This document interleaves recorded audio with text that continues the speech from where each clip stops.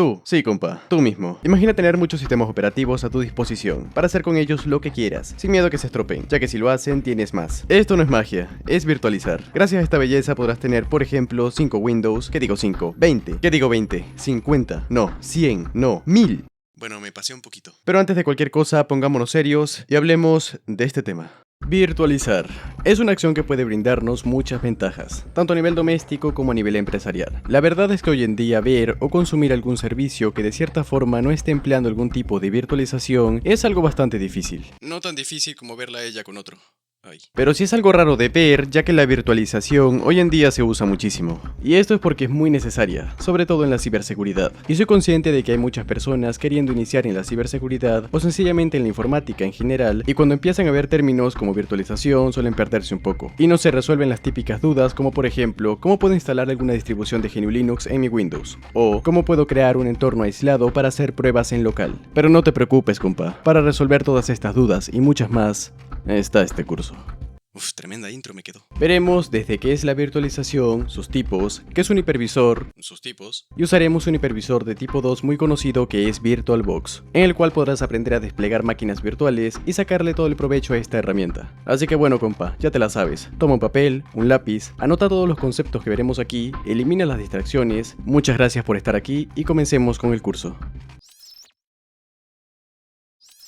Ok compa, como ya sabrás tenemos una comunidad en Discord, la comunidad de Call Security. Esta comunidad está principalmente orientada a la ciberseguridad y todo lo que tenga que ver con el buen uso del conocimiento y sobre todo la ética. Ética siempre, compadre. Eres más que bienvenido a unirte, siempre que respetes las reglas y que entiendas que nosotros siempre nos movemos por el buen uso del conocimiento y trabajamos siempre para mejorar la seguridad de la información. Igualmente por allí puedes consultar cualquier duda que te surja a lo largo de este curso. Así que si digamos te surge algún error durante alguna virtualización o durante alguna instalación o sencillamente tienes dudas generales del curso, por allá estarán miles de personas, Literalmente miles. que están a tu disposición para poder ayudarte a resolver esas dudas y que aprendas. Recuerda que en la comunidad nos esforzamos todos los días para que la comunidad sea una comunidad 100% sana, Dije muchas veces comunidad. por lo cual el ambiente y las personas que te conseguirás por ahí siempre son buena onda. Good vibes. Siempre. Así que te puedes unir compa y nos veremos por ahí.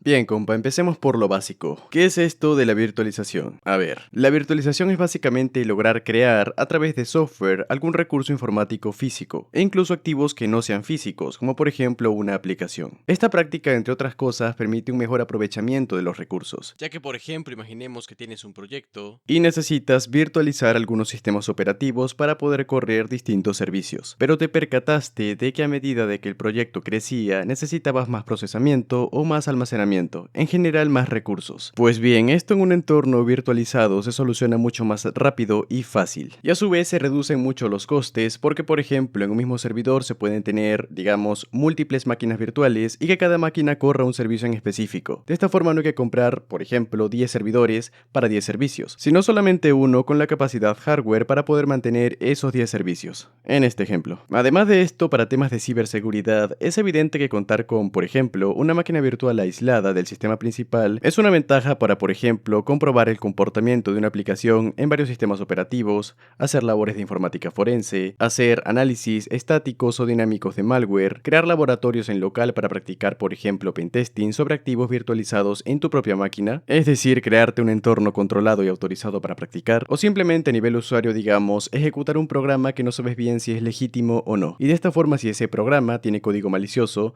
solo bastaría con eliminar la máquina virtual, ya que con las configuraciones adecuadas, el sistema principal estaría aislado de la máquina virtual y los cambios o daños que ese software malicioso pueda provocar en la máquina virtual no afectarían a la máquina principal. Esto con las configuraciones adecuadas, que también lo veremos más adelante. Pero te recuerdo igualmente que la seguridad al 100% no existe, por lo cual, aunque usemos máquinas virtuales para mejorar nuestra seguridad, tienes que entender que es para eso, para mejorar la seguridad, no para garantizar una completa seguridad porque, como sabes, y te comenté hace un momento, eso no existe. Así que ante todo el sentido común, compa. Y una vez dicho esto, es una definición corta porque lo importante de este curso es que pasemos directamente a la parte práctica. Así que continuemos con la siguiente clase.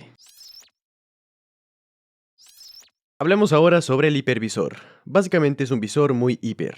Ahora en serio. El hipervisor es el corazón de la virtualización. Es, digamos, ese intermediario que existe entre, por ejemplo, unas máquinas virtuales y un servidor físico como tal, permitiendo esa correcta asignación de recursos para, como comentamos antes en el ejemplo, unas máquinas virtuales. Es decir, que si yo tengo un disco duro físico, el encargado de convertirlo a lógico y, por ejemplo, dividirlo con todas las posibilidades que eso representa, es el hipervisor. Ahora bien, los hipervisores pueden ser de tipo 1 o de tipo 2.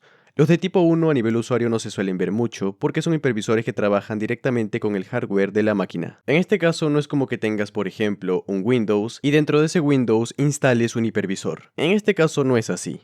Aquí solamente estaría el hardware, luego el hipervisor y luego los recursos virtualizados, ya que de cierta forma el hipervisor haría las veces de un sistema operativo. Los hipervisores de tipo 1 más usados son VMware XE, Xen, Citrix Server y Microsoft Hyper-V Server. Aunque evidentemente hay muchos más, pero como te digo, estos son los más usados. Ahora, los hipervisores de tipo 2 son los que se conocen también como alojados, y estos sí se ejecutan sobre un sistema operativo. Básicamente es el tipo de hipervisor recomendado cuando se hacen pruebas a nivel doméstico, ya que es el más sencillo de implementar. A nivel usuario. Es obvio que no es tan eficiente como el anterior, porque al final de cuentas no deja de ser más que una aplicación que se ejecuta sobre el sistema operativo. Y dependiendo del contexto, pues a lo mejor no se le saca tanto provecho a los recursos hardware como si se podría sacar con un hipervisor de tipo 1. Ahora bien, ¿cuáles son los hipervisores de tipo 2 más usados? Está Oracle VM VirtualBox, los de VMware como VMware Workstation Pro o VMware Workstation Player, que bueno, más adelante veremos una especie de comparativa entre VirtualBox y los hipervisores de VMware. Entonces, para finalizar, el hipervisor es ese puente que existe entre los recursos hardware y los recursos virtualizados, y así permitiendo un correcto aprovechamiento de estos recursos. Básicamente los de tipo 1 son más eficientes que los de tipo 2, pero los de tipo 2 son mucho más fáciles de implementar a nivel usuario que los de tipo 1. Así que dicho esto, nos veremos en la siguiente clase.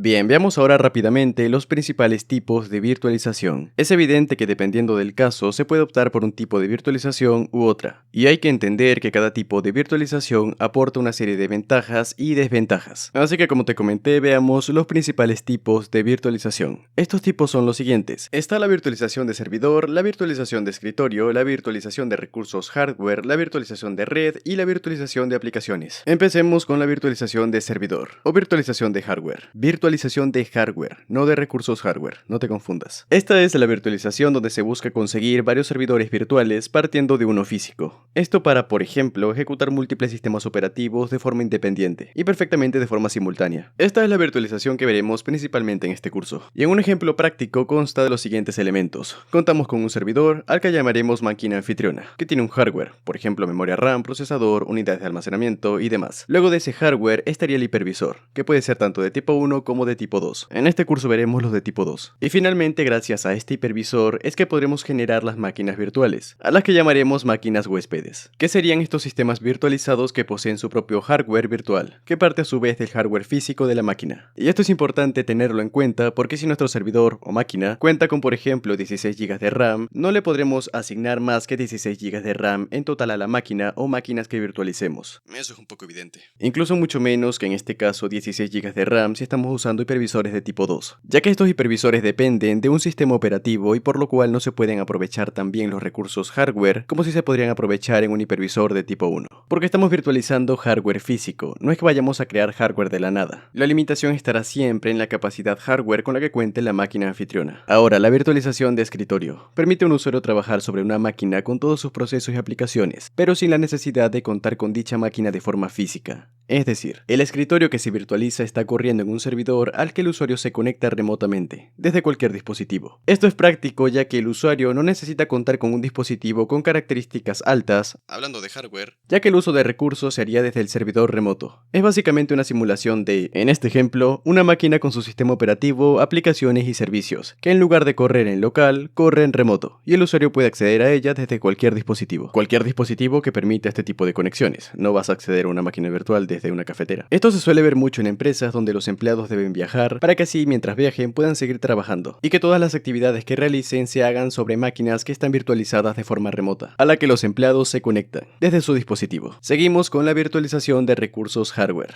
Como su nombre lo dice, es la simulación de recursos hardware pero de forma lógica. Esto incluye la virtualización de la memoria principal, Memoria RAM para los compas. virtualización de unidades de almacenamiento e incluso interfaces de red. Aunque es importante entender que esta última no es igual a la virtualización de red, ya que la virtualización de red permite separar una red física en varias redes virtuales, o viceversa, unir varias redes físicas en una sola red virtual. Y finalmente está la virtualización de aplicaciones. Esta es un poco parecida a la virtualización de escritorio, ya que en este caso los dispositivos que usen la aplicación en cuestión no tendrán dicha aplicación instalada directamente en su máquina, sino que perfectamente puede estar instalada en un servidor remoto. Esto genera que la administración sea más simple, debido a que, por ejemplo, en una empresa no se tendría que instalar esa aplicación en todas las máquinas, sino que se instala y mantiene en un servidor, y desde ese servidor es que se ejecuta la aplicación en las otras máquinas. Además de esto, evidentemente añade mucha más seguridad, ya que la disponibilidad de la aplicación ante el usuario va a depender del servidor, por lo cual se puede controlar de mejor manera el acceso de los usuarios a la misma. Y estos serían los principales tipos de virtualización. Evidentemente existen algunos más que conseguirás en la sección de recursos, para que, si es que quieres, puedas seguir informándote al respecto. Así que una vez dicho esto, continuemos con la siguiente clase.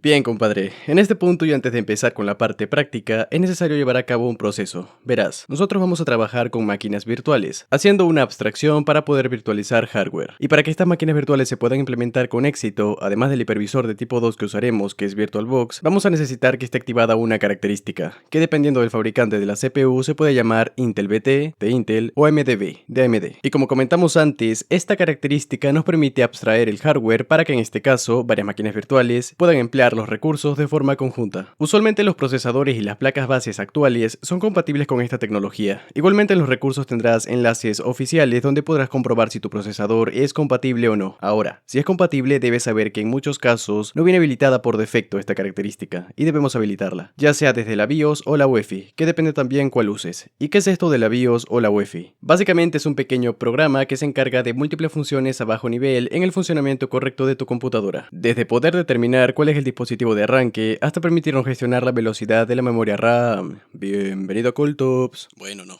perdón. Y en este programa se encuentra la opción para habilitar o deshabilitar esta tecnología. Las diferencias principales entre una BIOS y una UEFI son bastantes. Ten en cuenta que la mayoría de personas, Incluyéndome. solemos llamar BIOS independientemente si usamos BIOS o UEFI. Diría yo que es más que todo por costumbre, pero que sepas que actualmente se usa más lo que es la UEFI que BIOS, ya que aparte de que la UEFI es el reemplazo de la BIOS, esta también cuenta con una mejora gráfica muy notable. Pero volviendo al tema principal, ten en cuenta que no podemos enseñarte exactamente cómo realizar este proceso, ya que suele variar mucho dependiendo del tipo de BIOS o UEFI que estés usando y del modelo de la placa base que tengas. Te recomendamos que busques en Google literalmente cómo acceder a la BIOS o UEFI en tu modelo de placa base. Para ver tu modelo de placa base desde Windows puedes hacerlo solo escribiendo información del sistema, y para distribuciones de GNU Linux puedes igualmente verlo en la información del sistema o tecleando el comando dmi-decode -t2. Dmi-decode es un comando que nos permite ver la información de los componentes hardware con los que contamos. Esto lo hace accediendo a unas tablas llamadas DMI. De ahí su nombre, DMI Decode. DMI son las siglas de Desktop Manager Interface, y con la bandera "-t2 le estamos diciendo que solo nos muestra información referente a la tabla 2, que es la tabla donde esta herramienta tiene asignada la información de nuestra placa base. Con esto hecho, como te dije, deberás buscar cómo acceder a la BIOS o UEFI en tu caso, que usualmente es reiniciando la máquina y haciendo una combinación de teclas o pulsando una tecla en específico. Pero esa combinación de teclas o tecla en específico es lo que debes averiguar. Una vez que accedas a la BIOS o UEFI, debes irte a Chipset o a las opciones avanzadas, que es por aquí donde se encuentra la opción para activar la característica de la virtualización. Usualmente. Y cuando la tengas ubicada, verifica si la tienes activada. Si está activada, genial, sales de la UEFI o BIOS. Si no, la activas, guardas los cambios y sales de la UEFI o BIOS, que usualmente sales con la tecla F10. De igual forma te recomiendo que si quieres ayuda en este proceso, puedes tranquilamente consultarlo por la comunidad de Discord. Hay miles de personas que pueden ayudarte, así que tú tranquilo por esa parte. Recuerda que estás viendo este curso para aprender, así que te recomiendo que lo veas completo. Igualmente, como te dije, ten en cuenta que cualquier duda que te surja la puedes consultar por el servidor de Discord o en los comentarios si nos ves desde YouTube. Así que dicho esto, continuemos con la siguiente clase.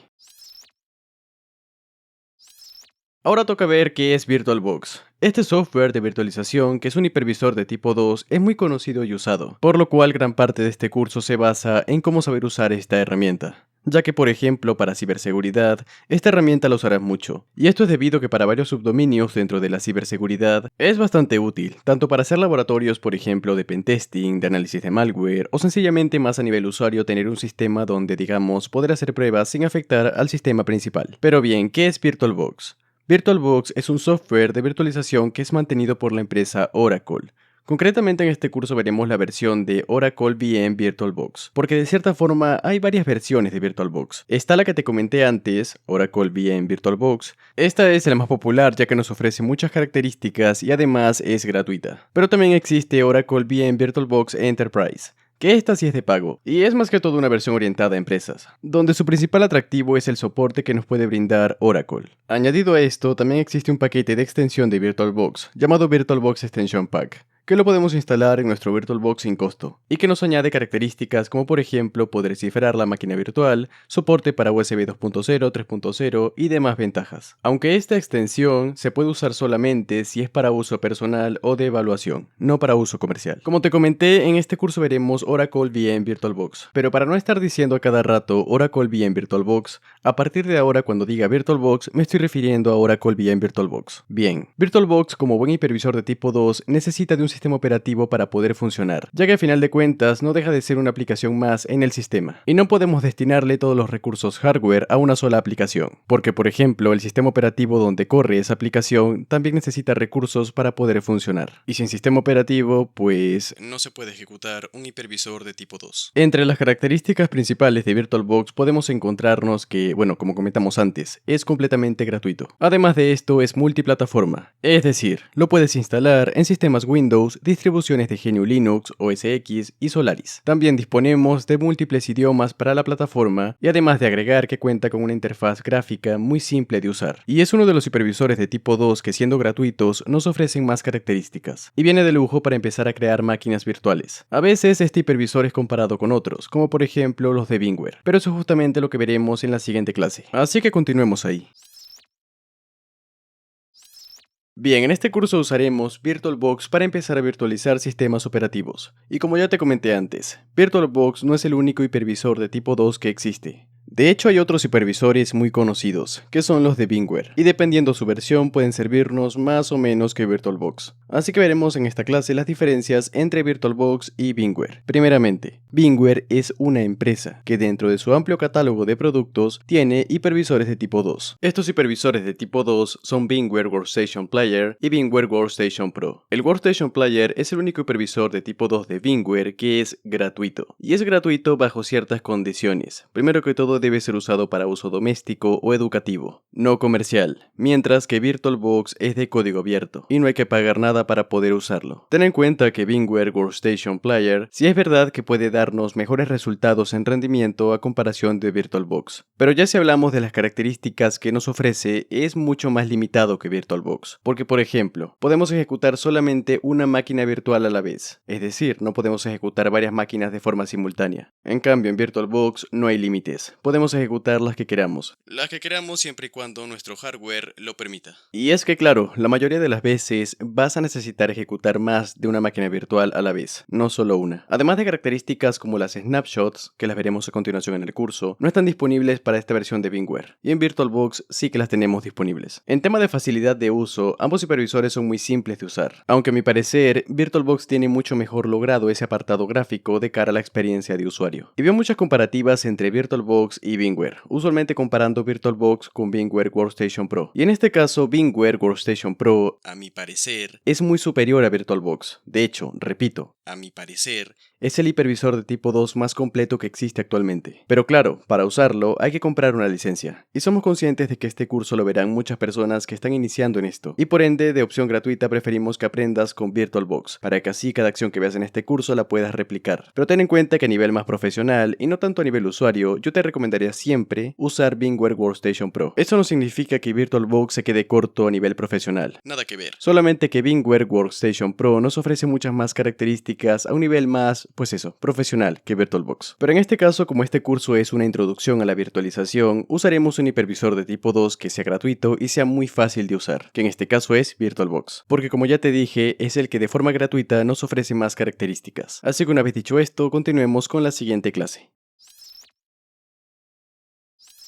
Ok, compa, vamos a ver cómo es la instalación de VirtualBox. Para ello tenemos que irnos a la página web oficial de VirtualBox, que es virtualbox.org. Seguidamente le daremos clic a este botón que pone Download VirtualBox en la versión 6.1. Ten en cuenta que si ves esto en un futuro, pues la versión 6.1 no será la más actual. Y es evidente que debes descargar la versión más actual. Así que si no es la 6.1, no te preocupes. Puede ser la 6.2, la 6.3, la que tú quieras. Pero básicamente que descargues la versión más actual para el momento en el que estés viendo esta clase. Bueno, vamos a darle clic al botón. Y fíjate que en este caso nos pregunta que para qué plataforma queremos descargarlo. En este caso vamos a seleccionar Windows Host. Ten en cuenta que tenemos otros sistemas operativos, como los de OS X, distribuciones de GNU Linux o Solaris. En este caso estoy usando Windows, así que vamos a descargarlo para Windows. Le damos un clic. Una vez descargado le vamos a dar un clic y empezar el proceso de instalación. Es muy simple, es una instalación que no tiene mucha pérdida, igualmente es como cualquier programa, solamente siguiente, le decimos que sí y le damos a instalar.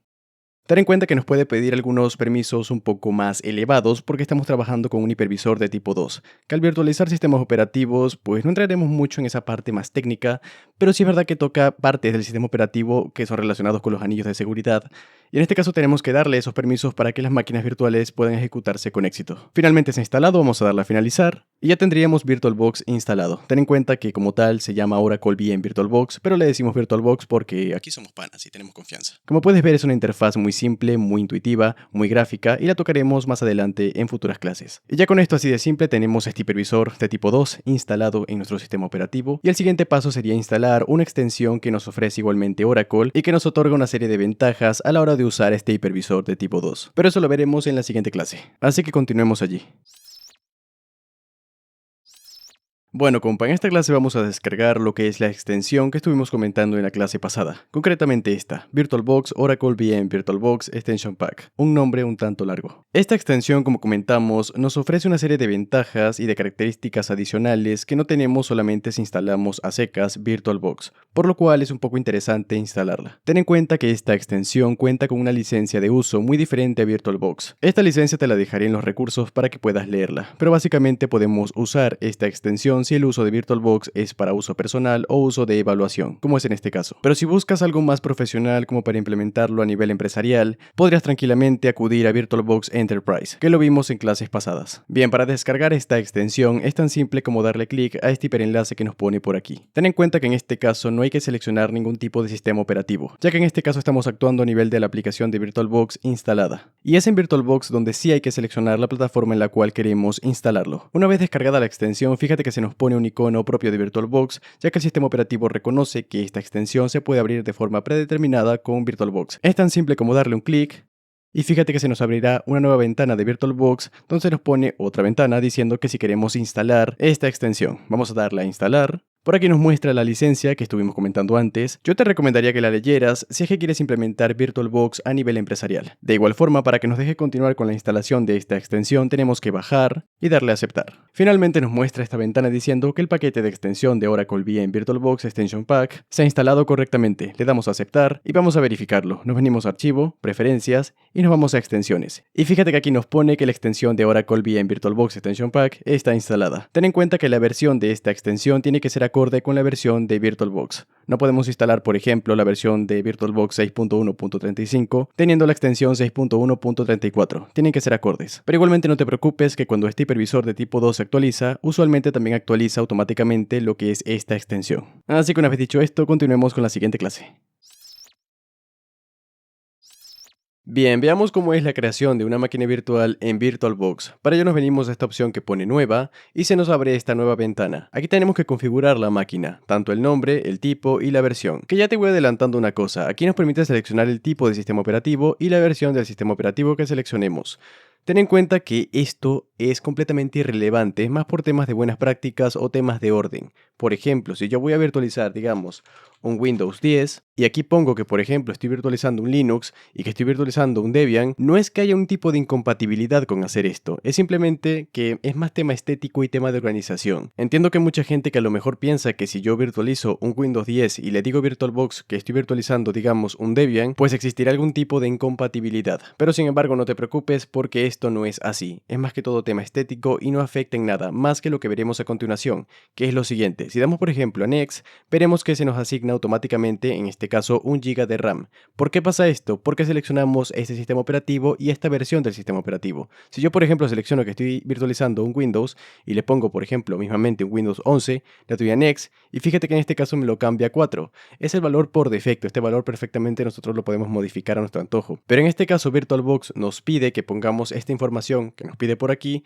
pues para que los valores que nos asigna automáticamente en la configuración predeterminada sean acordes al tipo de sistema operativo que queremos virtualizar. Igualmente ten en cuenta que, como te dije, pues estos valores igualmente se pueden modificar. Por buenas prácticas sí es recomendable asignarle pues este tipo y esta versión del sistema operativo que virtualicemos, más que todo por tema estético y más que todo por tema de organización. Pero que sepas que aunque no lo pongas como es, pues no va a causar ningún tipo de incompatibilidad. De hecho, si creamos la máquina, por ejemplo, poniendo que es un Windows, en este caso un Windows 11, y virtualizamos, digamos, un Ubuntu, cuando creemos la máquina, estos valores los podemos modificar después, así que no te preocupes. Y hago mucho hincapié aquí porque mucha gente de verdad se asusta porque piensa que virtualizó un Windows y le puso que virtualizó un Linux y piensa que va a haber incompatibilidad. Y la verdad es que no es así. Pero bien, nosotros en esta clase vamos a virtualizar un Ubuntu, así que vamos a escribir por aquí Ubuntu.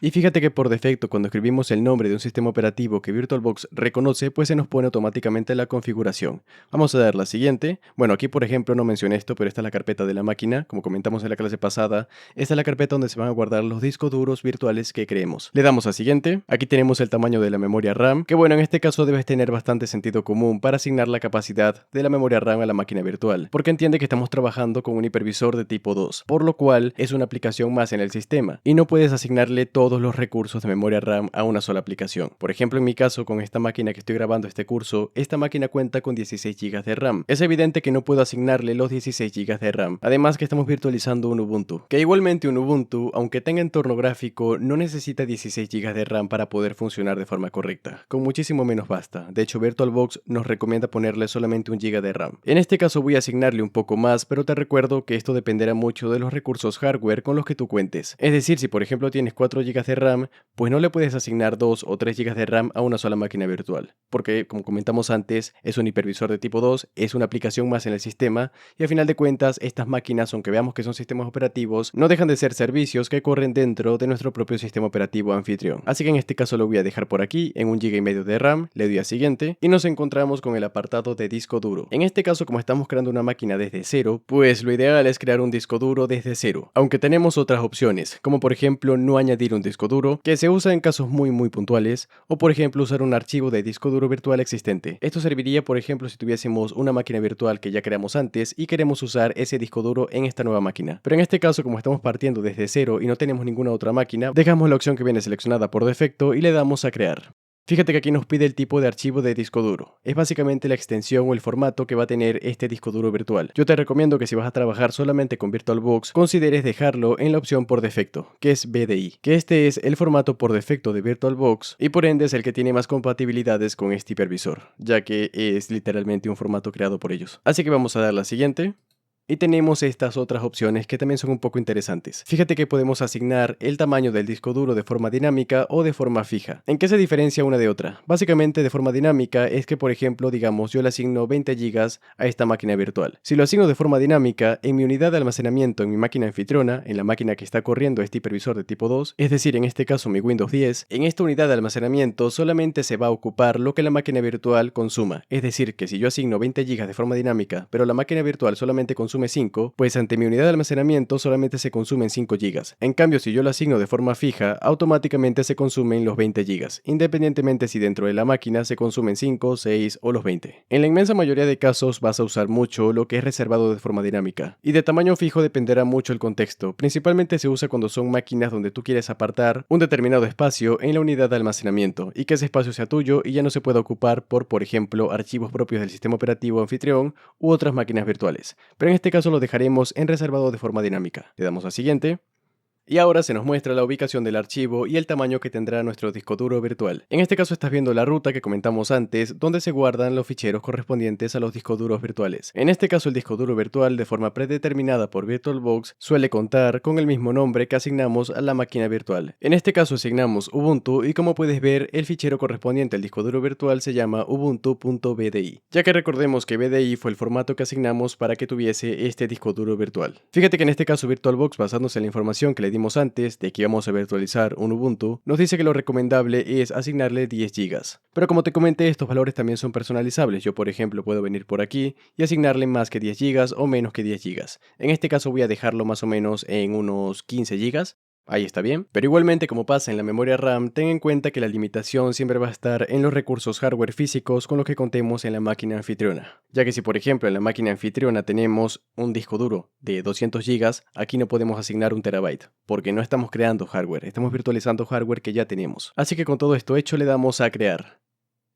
Y ya con esto tendríamos la máquina virtual creada. Fíjate que en este caso si le damos clic derecho tenemos una serie de opciones que vamos a comentar en la siguiente clase, tanto estas opciones como las opciones de configuración propias de cada máquina que virtualicemos. Finalmente, y esta pregunta se la hacen muchas personas, ¿ya con esto está el sistema operativo instalado? Pues es evidente que no. Aquí solamente creamos, por así decirlo, la instancia para poder virtualizar un sistema operativo. Pero si yo por ejemplo inicio esta máquina dándole clic e iniciar o simplemente dándole doble clic, verás que en este punto nos dice que no tiene un sistema operativo con el que poder arrancar y nos pide que seleccionemos un disco desde el cual él pueda obtener pues este sistema operativo que queremos virtualizar. Para ello, y como te comenté, como vamos a virtualizar un Ubuntu, yo previamente ya me descargué la ISO de, en este caso, Ubuntu, en la versión gráfica. Pero igualmente no te preocupes porque tendrás el enlace de descarga en los recursos, o si nos ves desde YouTube, pues en la descripción. Y estás viendo en pantalla cómo se descarga la ISO. Es muy simple, solamente entramos a la página de Ubuntu, a la oficial por favor, siempre de las fuentes oficiales, y simplemente descargar la ISO.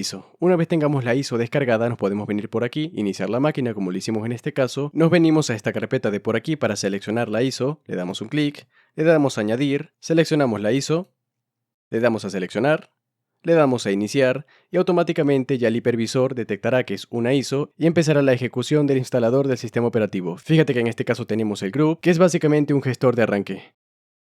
Y en este caso vemos que tenemos el instalador del sistema operativo, para instalar lo que vendría siendo Ubuntu dentro del disco duro virtual que creamos. Ten en cuenta que la instalación tanto de Ubuntu o de Windows, en este caso que son gráficas, pues son muy simples de realizar. Igualmente vamos a hacerla rápidamente. Seleccionamos el idioma que es español, vamos a poner esto un poco más centrado.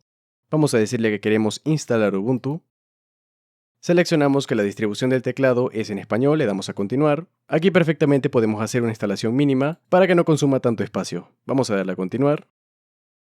Aquí nos comenta que no se ha detectado actualmente ningún sistema operativo y esto se debe a que el disco duro virtual que creamos pues es nuevo y evidentemente no tiene ningún sistema operativo, por lo cual le decimos que borrar disco e instalar Ubuntu, porque básicamente no se va a borrar ninguna información porque el disco duro, como te comenté, es nuevo. Vamos a darle a instalar, vamos a darle a continuar, seleccionamos la zona horaria, vamos a dejarlo en Madrid, le doy a continuar.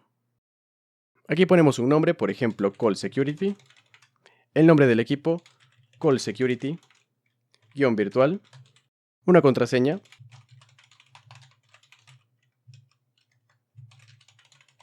podemos dejar las demás opciones como vienen por defecto, le damos a continuar y empezará la instalación. La velocidad de esta va a depender mucho de los recursos hardware que asignamos a la máquina, así que para que no tengas que esperarte aquí un rato compa, yo voy a hacer un corte y vamos a volver cuando ya esté completamente instalado Ubuntu dentro de nuestra máquina virtual. Bueno, el sistema operativo ya se ha instalado, lo que he hecho ha sido reiniciar al final de la instalación, así que vamos a esperar que se inicie. No te voy a hacer otro corte, compa, solamente pondré en cámara rápida.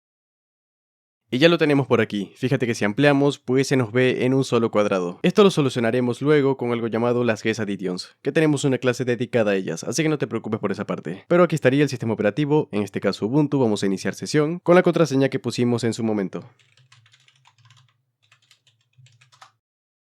Y ya estaría, tendríamos por aquí Ubuntu instalado con todas sus aplicaciones y tenemos literalmente un sistema operativo, en este caso una distribución de GNU Linux corriendo sobre un hipervisor de tipo 2 que a su vez está instalado dentro de, en mi caso, un Windows 10. Y así de simple es hacer una virtualización básica de sistemas operativos y crear máquinas virtuales usando VirtualBox. Pero es evidente que haciendo solamente esto, pues no le sacamos todo el provecho a esta herramienta. Y para eso están las siguientes clases donde indagaremos mucho más sobre VirtualBox, para sacarle más provecho y mejorar las máquinas virtuales que implementemos. Pero como te comento, compa, eso lo veremos en las siguientes clases. Así que continuemos por ahí. Bueno, veamos en esta clase lo que son las configuraciones a nivel de la interfaz de VirtualBox. En este caso tenemos un menú que nos pone archivo, máquina y ayuda. Básicamente la opción de ayuda tenemos pues eso, contenidos, manuales, documentación, foros y demás recursos para poder aprender un poco más sobre VirtualBox. Pero bueno, compa, tú estás viendo este curso, así que yo creo que esta parte está completamente dominada. Por otro lado tenemos el apartado de archivo, que en este caso tenemos varias opciones. Primeramente tenemos preferencias, vamos a darle un clic y se nos abre esta ventana con otras opciones. Tenemos general, entrada, actualizar, idioma, pantalla, red, extensiones y proxy. En general podemos ver que tenemos dos variables, carpeta predeterminada de las máquinas y biblioteca de autenticación BRTP. La primera variable se refiere al directorio donde se van a guardar los ficheros correspondientes a cada máquina virtual que implementemos. Y la segunda variable corresponde a la ruta de la biblioteca de autenticación de BRTP. Que esto básicamente nos permitiría convertir nuestro VirtualBox en un servidor RDP. Seguidamente tenemos el apartado de entrada, que aquí básicamente podemos ver algunos atajos que tenemos dentro de VirtualBox. Y bueno, si le sacamos provecho, pues sí es verdad que nos pueden ahorrar bastante tiempo a la hora de usar este hipervisor. Seguidamente tenemos el apartado de actualizar, que aquí básicamente podemos programar lo que es la comprobación de actualizaciones del hipervisor. Por defecto lo tienen un día y que solamente compruebe publicaciones de versiones estables. Yo te recomendaría que lo dejes así. Seguidamente tenemos el apartado de idioma, que aquí podemos seleccionar pues eso, el idioma que tendrá el hipervisor, que en nuestro caso es español. Por otro lado tenemos las opciones en la pantalla. Básicamente por aquí podemos configurar la resolución en la que queremos que se vea la pantalla. Siendo sinceros, estas configuraciones la verdad es que muy pocas veces se tocan, ya que por defecto VirtualBox nos pone configuraciones óptimas para un correcto funcionamiento del hipervisor. Seguidamente tenemos las configuraciones de red, y aquí es importante aclarar algo. Estas configuraciones de red no son iguales a las configuraciones de red individuales para cada máquina virtual. Como comentamos, estas opciones son a nivel general, por lo cual aquí lo que podemos hacer es crear o eliminar redes NAT, que igualmente ten en cuenta que una red NAT no es igual a una NAT. Pero bueno, eso lo veremos más adelante en el curso. Básicamente por aquí podemos crear la red NAT que queramos, podemos configurar su nombre, la dirección de red que se usará con su máscara, que bueno, como tal, esta es la configuración de la superred. De igual forma tenemos otras opciones como por ejemplo si soportamos DHCP, que básicamente es un protocolo encargado de la asignación automática de direcciones IP, y por defecto VirtualBox no los deja activado. Igualmente podemos configurar si soporta direcciones IP de versión 6, o por ejemplo hacer un reenvío de puertos, estableciendo aquí las reglas, pero en este caso no lo vamos a hacer. Vamos a darle a aceptar, vamos a darle a aceptar y vamos a eliminar esta red de ejemplo, ya que en una clase futura indagaremos un poco más. Seguidamente tenemos el apartado de extensiones, que bueno, por aquí podemos ver eso, las extensiones que tengamos instaladas en nuestro hipervisor. Por aquí solo vemos una, que fue el VirtualBox Extension Pack, que instalamos en clases pasadas. Y finalmente tenemos el apartado de proxy, que por aquí podemos configurar si queremos que la conexión que tengamos a través de las máquinas virtuales se realice a través de un proxy o no. En este caso no tenemos un proxy, así que no tocamos estos parámetros. Vamos a darle a aceptar. Y vamos a continuar con las demás opciones. Seguimos en archivo y tenemos las siguientes, tanto el importar o exportar máquinas, que esto lo veremos en una futura clase también. Tenemos también lo que es la creación de máquinas virtuales en la nube, que bueno, en este curso no tocaremos mucho este apartado, ya que esto es más que todo una integración que tiene VirtualBox con la infraestructura en la nube de Oracle, porque recordemos que VirtualBox es mantenido por la empresa Oracle. Así que vamos a cerrar esta ventana y seguimos con archivo. Seguidamente tenemos administrador de medios virtuales. Básicamente por aquí nos encontramos con una especie de administrador de discos, pero en este caso discos virtuales. Y por aquí podemos administrar todos estos discos duros virtuales que tengamos. En este caso solamente cuento con uno, ya que es el disco virtual que creamos a la hora de crear la máquina de Ubuntu. Pero por ejemplo, por aquí podríamos crear discos duros virtuales, igualmente como lo hacemos en la implementación de una máquina virtual. Podemos modificar su nombre, su tamaño y su formato. Además de seleccionar si queremos que el almacenamiento sea de forma dinámica o de forma fija. Vamos a crear este disco duro y vemos que lo hemos creado, y en este caso este disco no está siendo usado por ninguna máquina virtual. Esta es un poco la ventaja de este administrador, ya que podemos crear unidades de almacenamiento virtuales y posteriormente usarlas en máquinas virtuales, sin necesidad de crearlos dentro de cada máquina virtual. Pero bueno, en este caso este no lo vamos a usar, así que lo eliminamos. F.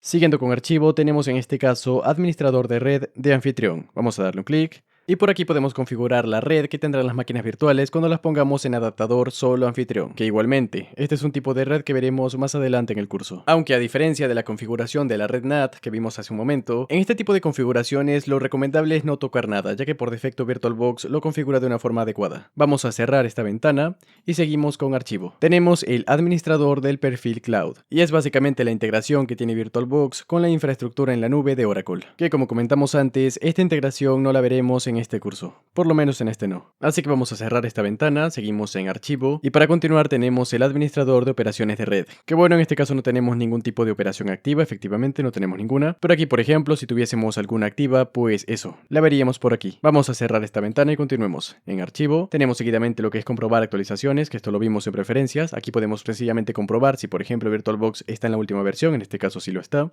Vamos a aceptar. Vamos a archivo otra vez y tenemos reiniciar todas las advertencias. Si por ejemplo tuviésemos advertencias de VirtualBox, pues con esto las, bueno, Reiniciamos, es un poco obvio. y seguidamente en archivo tenemos pues salir. Y si le damos aquí, pues salimos del hipervisor. Es básicamente lo mismo que si pulsamos control más Q o si le damos a la X de toda la vida. Seguidamente tenemos las opciones a nivel de la máquina. Para ello seleccionamos una máquina y le damos A máquina. y tenemos todas estas opciones de por aquí. Es importante seleccionar una máquina, ya que si por ejemplo no lo hacemos, pues verás que no se nos muestra ninguna opción, más que las que veremos por aquí también. Así que en este caso seleccionamos la máquina en cuestión, le damos a máquina y tenemos estas opciones. Vamos a revisarlas de abajo hacia arriba. ¿Esto por qué?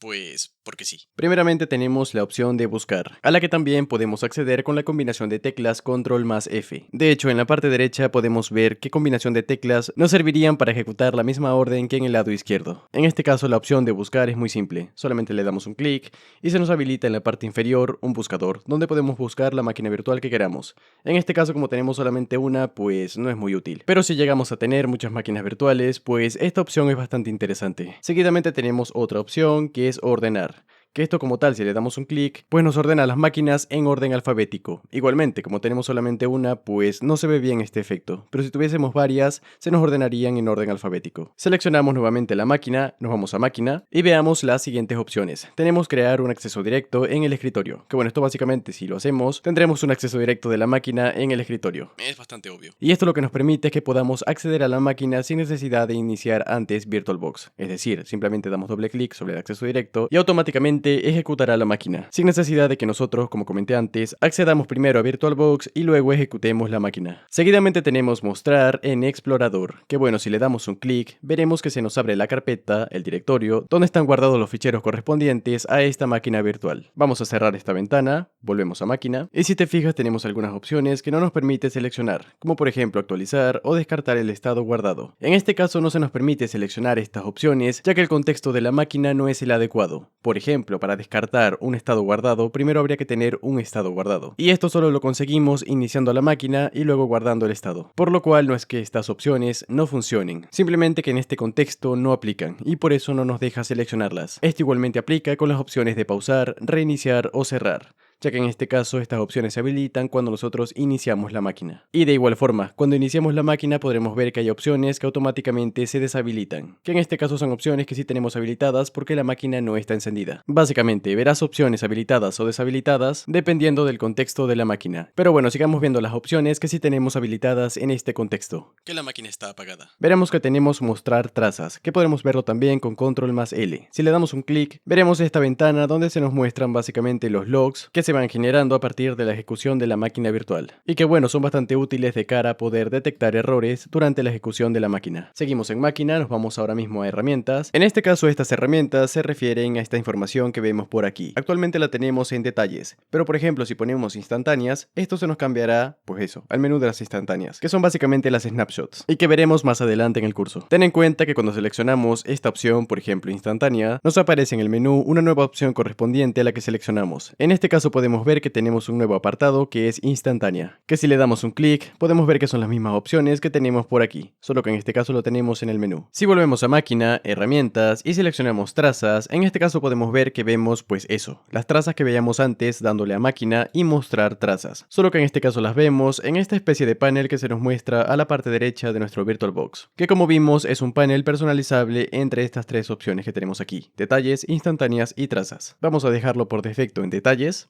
Volvemos a máquina y seguimos con las opciones. En este caso las opciones de cerrar, reiniciar y pausar no podemos usarlas porque la máquina no está iniciada. Pero bueno, es bastante intuitivo lo que hacen. Lo que sí podemos hacer es iniciar la máquina, ya que la máquina está apagada. En este caso, si le damos a iniciar, tenemos tres tipos de inicio. Tenemos el inicio normal, sin pantalla y desacoplado. Vamos a definir rápidamente qué es cada uno. El inicio normal es básicamente el inicio que podemos darle a la máquina por defecto, donde iniciamos la máquina y el sistema operativo carga completamente. Ahora, el inicio sin pantalla es básicamente un inicio donde la máquina corre en segundo plano, por lo cual no podemos interactuar de forma gráfica con la máquina. Este tipo de inicio es bastante útil, por ejemplo, para servidores, donde automáticamente al iniciar el servidor, pues inician los servicios que queremos que ese servidor preste a sus clientes. Y si básicamente no requerimos de configuraciones gráficas dentro del servidor, pues perfectamente podríamos iniciarlo en segundo plano, que corra los servicios, y nosotros desde las máquinas clientes podamos consumir esos servicios, como comentamos antes, sin interactuar de forma gráfica con la máquina virtual correspondiente al servidor. Y por último, el inicio desacoplado es una especie de fusión entre el inicio normal y el inicio sin pantalla, ya que básicamente nos permite iniciar de forma normal, pero durante la ejecución de la máquina virtual podríamos cambiar de modo normal a modo sin pantalla, es decir, pasar la máquina a segundo plano, y hacer las veces como si lo hubiésemos iniciado sin pantalla. Ya te digo que a nivel usuario vas a usar más que todo el inicio normal, pero de igual forma está bien que sepas cómo funcionan los otros dos. Ahora, continuando con las opciones, tenemos la opción de agrupar, que bueno, básicamente es bastante evidente lo que hace. Si le damos un clic, pues básicamente nos permite agrupar máquinas virtuales. Esto más que todo, como podrás intuir, es para tema de orden. De hecho, si seleccionamos el grupo, podemos ver que en el menú nos aparece la opción de grupo, en lugar de la de máquina. Ya que bueno, si seleccionamos la máquina, pues sale máquina, si seleccionamos el grupo, pues sale grupo. Pero bueno, en este menú del grupo podemos configurar opciones propias del grupo, como por ejemplo renombrarlo o desagruparlo. Si le damos a desagrupar, pues el grupo se disuelve, igual que la sal en el agua.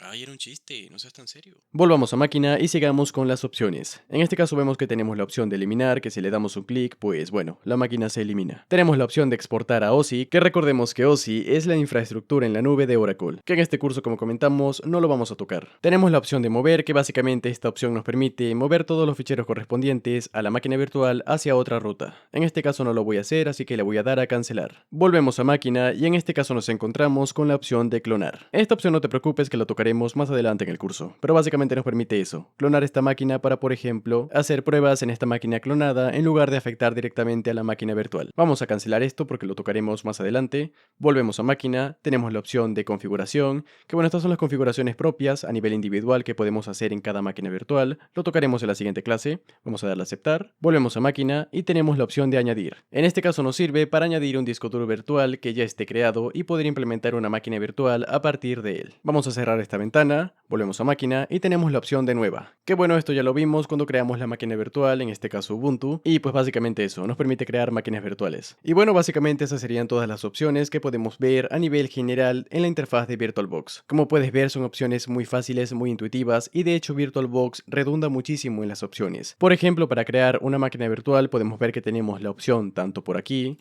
como por aquí, como por aquí. Entonces, a nivel general te digo que VirtualBox lo que quiere es que la interfaz sea lo más intuitiva posible y que básicamente cualquier persona, tenga conocimientos técnicos o no, pueda llegar a usar esta herramienta. Y realmente es un apartado muy logrado porque, como puedes ver, es una interfaz muy simple de usar. Así que una vez dicho esto, continuemos en la siguiente clase. Bien, ahora toca ver lo que son las configuraciones a nivel de cada máquina virtual de forma individual. Para ello vamos a darle clic derecho a la máquina de Ubuntu que tenemos y le damos a configuración. Ten en cuenta que podemos acceder también seleccionándola y control S. De hecho nos los pone por aquí, ya que es un atajo del teclado. Vamos a darle un clic y tenemos por aquí esta ventana llena de algunas características que podemos modificar. Tenemos general, sistema, pantalla, almacenamiento, audio, red, puerto serie, USB, carpetas compartidas e interfaz del usuario. Empecemos por general. En general nos encontramos con 4 pestañas: básico, avanzado, descripción y cifrado de disco. En básico podemos ver que podremos modificar la información que estuvimos comentando en la clase de la creación de la máquina virtual, que es la información referente al tipo de sistema operativo que usamos y a la versión del sistema operativo. Como te comenté en esa clase, esta información no es algo que vaya a causar alguna incompatibilidad dentro de la máquina virtual. Simplemente se usa más que todo por temas de buenas prácticas o temas de organización. En la pestaña de avanzado tenemos lo que es la ruta, donde se van a guardar las instantáneas o las snapshots. Que no te preocupes, que esto lo veremos más adelante adelante en el curso. También tenemos lo que es la opción de compartir portapapeles o arrastrar y soltar, que en este caso están inhabilitadas. Y estas son características propias de las Guest Additions, que igualmente las veremos más adelante en el curso, así que no te preocupes. Tenemos también el apartado de descripción, que esto es muy útil sobre todo cuando importamos o exportamos máquinas, ya que de esta forma podemos darle, pues eso, una descripción a nuestra máquina virtual. Imaginemos que tenemos 10 Ubuntus y en cada uno tenemos un servicio corriendo. Pues por ejemplo podríamos poner, este es el Ubuntu donde corre un servicio Apache, para de esta forma identificarlo de forma más fácil. O por ejemplo, si exportamos esta máquina y otro usuario la importa, pues que sepa un poco más de la máquina basándose en lo que nosotros escribamos en este apartado. Finalmente tenemos la pestaña de cifrado de disco, y es un poco evidente lo que podemos hacer aquí. Básicamente es cifrar el disco duro virtual de esta máquina virtual. Dije muchas veces virtual. Por aquí podemos seleccionar el tipo de algoritmo de cifrado que queremos. E igualmente introducir la contraseña que nos permitirá cifrar o descifrar la máquina cuando queramos acceder a ella. Esto evidentemente nos otorga más seguridad, ya que para que alguien acceda a una máquina virtual debería conocer la contraseña. Pero igualmente ten en cuenta que consume muchísimos recursos el hecho de estar cifrando y descifrando un disco duro virtual. Así que esta opción más que todo va a depender mucho del contexto y si la quieres usar o no. No es obligatoria. Seguidamente tenemos el apartado de sistema. En este caso tenemos pues esos recursos hardware virtualizados y se nos pone en forma de placa base, procesador y aceleración. Vamos a empezar por placa base. En placa base podemos ver que lo primero que se nos muestra es la memoria base, que básicamente es la memoria RAM. Como te comenté, este valor lo podemos modificar hasta cierto punto. Ten en cuenta que cuando hacemos un uso excesivo de memoria RAM en este caso, pues nos dice que hay una configuración inválida detectada. Vamos a ver por aquí qué nos dice y nos cuenta que si asignamos más del 90% de la memoria RAM, pues no le va a quedar memoria RAM suficiente al sistema operativo anfitrión para poder llevar a cabo todos sus servicios y procesos. Y esto es importante que lo tengas en cuenta, porque muchas personas quieren asignarle muchísimos recursos a sus máquinas virtuales, pero ten en cuenta que como comentamos antes, estamos usando un hipervisor de tipo 2, que a final de cuentas no deja de ser una aplicación más en el sistema operativo, y una aplicación no puede consumir todos los recursos del sistema, porque ten en cuenta que tenemos también un sistema operativo que en mi caso es un Windows, y es gracias a este sistema operativo con todos sus servicios y procesos que podemos ejecutar un hipervisor de tipo 2, que en este caso es VirtualBox. Vamos a dejar la configuración como la teníamos antes en más o menos 1,5 GB de RAM. Seguidamente tenemos lo que es el orden de arranque. Esto es interesante ya que de esta forma le estamos diciendo a la máquina virtual dónde buscar, por ejemplo, un sistema operativo desde el cual iniciar, ya sea desde el disquete, una unidad óptica, el disco duro o la red. Para cambiar el orden es muy intuitivo, simplemente seleccionamos el que queramos y lo bajamos o lo subimos con estas flechas. Seguidamente tenemos el apartado de chipset, que si hacemos un clic tendremos dos opciones, el PX3 y por otro lado el ICH9. Las diferencias principales entre estos dos es que el primero es más antiguo que el segundo, pero el segundo suele ser más que todo usado para fases experimentales. Como te comento, VirtualBox es bastante inteligente y las configuraciones por defecto que nos pone suelen ser las más óptimas. Ya te digo que este tipo de configuraciones, a menos que tú quieras un cambio puntual, es cuando lo tienes que hacer, pero por defecto las que ya vienen suelen estar optimizadas para un correcto funcionamiento de la máquina virtual. Seguidamente tenemos lo que es el dispositivo apuntador. Tenemos el ratón PS2, que bueno, este es un conector bastante antiguo que usualmente ya no se suele usar mucho, ya que los ratones o teclados vienen con su conexión USB y ya no se ve tanto la PS2. Pero igualmente si tuvieses un ratón PS2 lo puedes configurar por aquí. Tenemos otras opciones como tableta USB o tableta multitáctil USB, que en este caso como no contamos con ninguno de los tres, pues lo dejamos en la opción por defecto, que suele ser tableta USB. Finalmente tenemos las características extendidas. La primera opción es habilitar la entrada y salida de las APIC. Básicamente esto es necesario tenerlo activado cuando virtualizamos sistemas operativos de 64 bits y cuando queremos usar más de un procesador virtual dentro de esa máquina virtual. En este caso, como nuestra máquina cumple con estos requisitos, pues viene habilitada. Seguidamente tenemos la opción de habilitar EFI, que básicamente lo que permite es cambiar la BIOS por la EFI. Esta opción a nivel muy usuario no se suele ver mucho, ya que se usa más que todo en configuraciones avanzadas y muy puntuales. Finalmente tenemos la opción de reload hardware en tiempo UTC, y esto es básicamente para permitirle a la máquina virtual obtener la hora en formato UTC. Esta opción sí es recomendable que la dejes activada. Como te comenté, VirtualBox es muy inteligente y nos pone las opciones predeterminadas para que la máquina funcione correctamente. Seguidamente tenemos el apartado de procesador, y en este caso tenemos procesadores, límite de ejecución y características extendidas. Básicamente aquí podemos seleccionar el número de procesadores que queremos que tenga la máquina virtual. Por ejemplo, si pongo 8, fíjate que me sale configuración inválida detectada. Vamos a ver por qué. Fíjate que en este caso me está diciendo que yo de forma física cuento con 4 CPUs y que claro, al contar con 4 CPUs no le puedo asignar 8 a la máquina virtual, porque entendamos que estamos virtualizando hardware existente, no estamos creando hardware de la nada. Por lo que nos dice que si hacemos esta práctica es posible que se degrade el rendimiento de la máquina virtual, que es todo lo opuesto que queremos, ya que si asignamos más recursos a nivel de procesadores es porque queremos que la máquina vaya más rápido. Así que en este caso es recomendable seguir las configuraciones de VirtualBox y no asignar más procesadores de los que realmente tenemos. Así que vamos a dejarlo en 1 como estaba antes. Tenemos también el límite de ejecución, que es básicamente ese porcentaje de uso que se usará del procesador físico para llevar a cabo las labores dentro de la máquina virtual. Y seguidamente tenemos otras opciones extendidas. Tenemos habilitar PI/NX y habilitar la característica de Intel VT o MDB anidado. El primero básicamente se usa para hacer que una CPU de 32 bits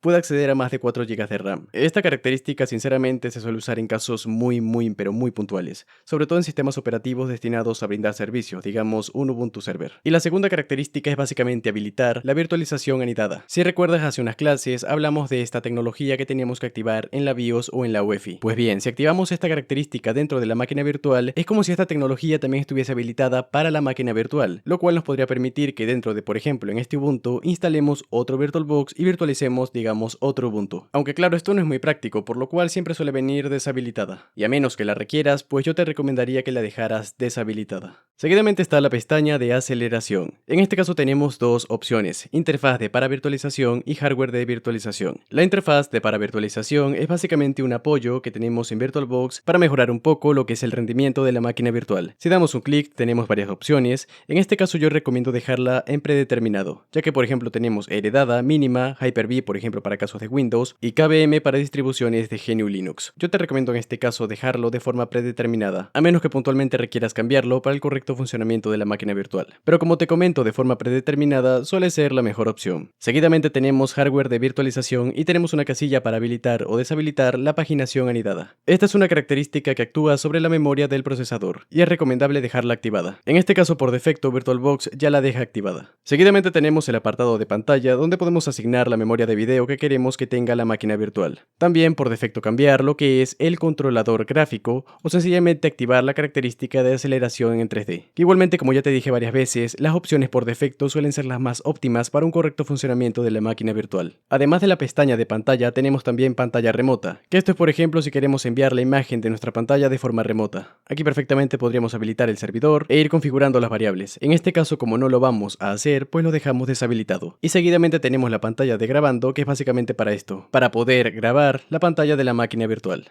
Seguidamente tenemos el apartado de almacenamiento. En este caso, tanto por controlador ID como por SATA podemos crear unidades de almacenamiento, ya sean discos duros virtuales o sencillamente unidades ópticas. Básicamente un CD, compa. Para crearlos es muy simple, solamente seleccionamos el controlador donde lo queremos crear, por ejemplo SATA, y seleccionamos si es un disco duro o una unidad óptica. Por ejemplo, si es un disco duro damos un clic y podemos añadir uno que ya exista o crear uno desde cero. En este caso fíjate que nos muestra este por aquí que fue el que creamos cuando creamos la máquina virtual en cuestión. Vamos a salirnos de aquí. Y tenemos otro apartado que es audio. Aquí básicamente eso, podemos configurar el audio que tendrá la máquina virtual por dentro, ya sean los controladores o las características extendidas. Que bueno, por aquí son bastante evidentes, podemos habilitar la salida de audio y habilitar también la entrada de audio. La entrada, por ejemplo, que tuviésemos un micrófono y queremos que ese audio entre a la máquina virtual. Y la salida, pues que los sonidos que tenga la máquina virtual podamos oírlos nosotros. Igualmente podemos seleccionar tanto el controlador de audio como el controlador de audio de la máquina anfitriona. Seguidamente tenemos el apartado de red, que bueno, en este caso vamos a destinar una clase entera para hablar de temas de redes en VirtualBox, ya que como puedes ver podemos tener hasta 4 adaptadores de red y en cada uno configurar un tipo de red distinta si queremos. Por ejemplo tenemos NAT, adaptador puente, red interna, adaptador solo anfitrión, controlador genérico, red NAT, Cloud Network y no conectado. De igual forma no te preocupes que como te comenté destinaremos una clase entera a hablar sobre temas de redes en VirtualBox. Igualmente también las opciones avanzadas de cada uno de los adaptadores. Que bueno, aquí por encima lo que podemos ver es que podemos cambiar el tipo de adaptador. Que a menos que sea un caso muy puntual yo te recomiendo dejar el adaptador que viene por defecto. Tenemos también una opción llamado modo promiscuo, que en este caso sirve para capturar el tráfico de la red. Que bueno, siendo sinceros, esto es tema de otro curso. También podemos visualizar lo que es la dirección MAC que tendrá este adaptador de red, e incluso podemos cambiarla. Tenemos también una opción que es cable conectado. Si la deshabilitamos es básicamente como simular que desconectamos el cable de la interfaz. Y si lo dejamos activado es como que hay un cable conectado a la interfaz de red. También podríamos hacer una configuración en el reenvío de puertos. Pero esto es un poco más avanzado y no creo que lo toquemos en este curso.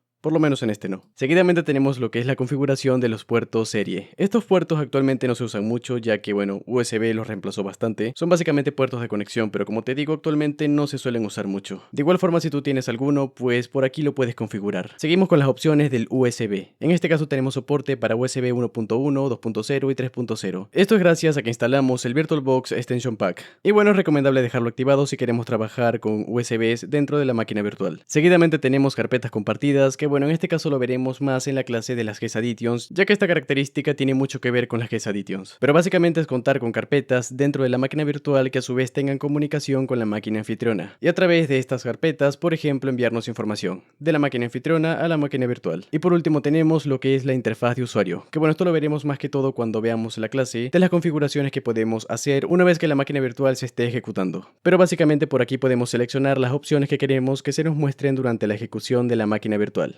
habilitarlas o quitarlas. Igualmente recuerda que si haces algún tipo de configuración para que se guarde, tienes que darle clic al botón de aceptar. Y listo. También ten en cuenta que estas configuraciones se hacen a nivel individual en cada máquina virtual. Es decir, que si la hago, por ejemplo, en la máquina de Ubuntu y tengo otra de Windows, pues estas configuraciones solo se implementan en la máquina de Ubuntu, no en las demás, a menos que manualmente también las hagan las demás. Así que una vez dicho esto, continuemos con la siguiente clase. Bien, hablemos ahora sobre los tipos de redes en VirtualBox. Como comentamos en clases pasadas, cada máquina virtual dentro de VirtualBox nos permite añadir hasta un máximo de 4 interfaces de red. Ni 3 ni 5.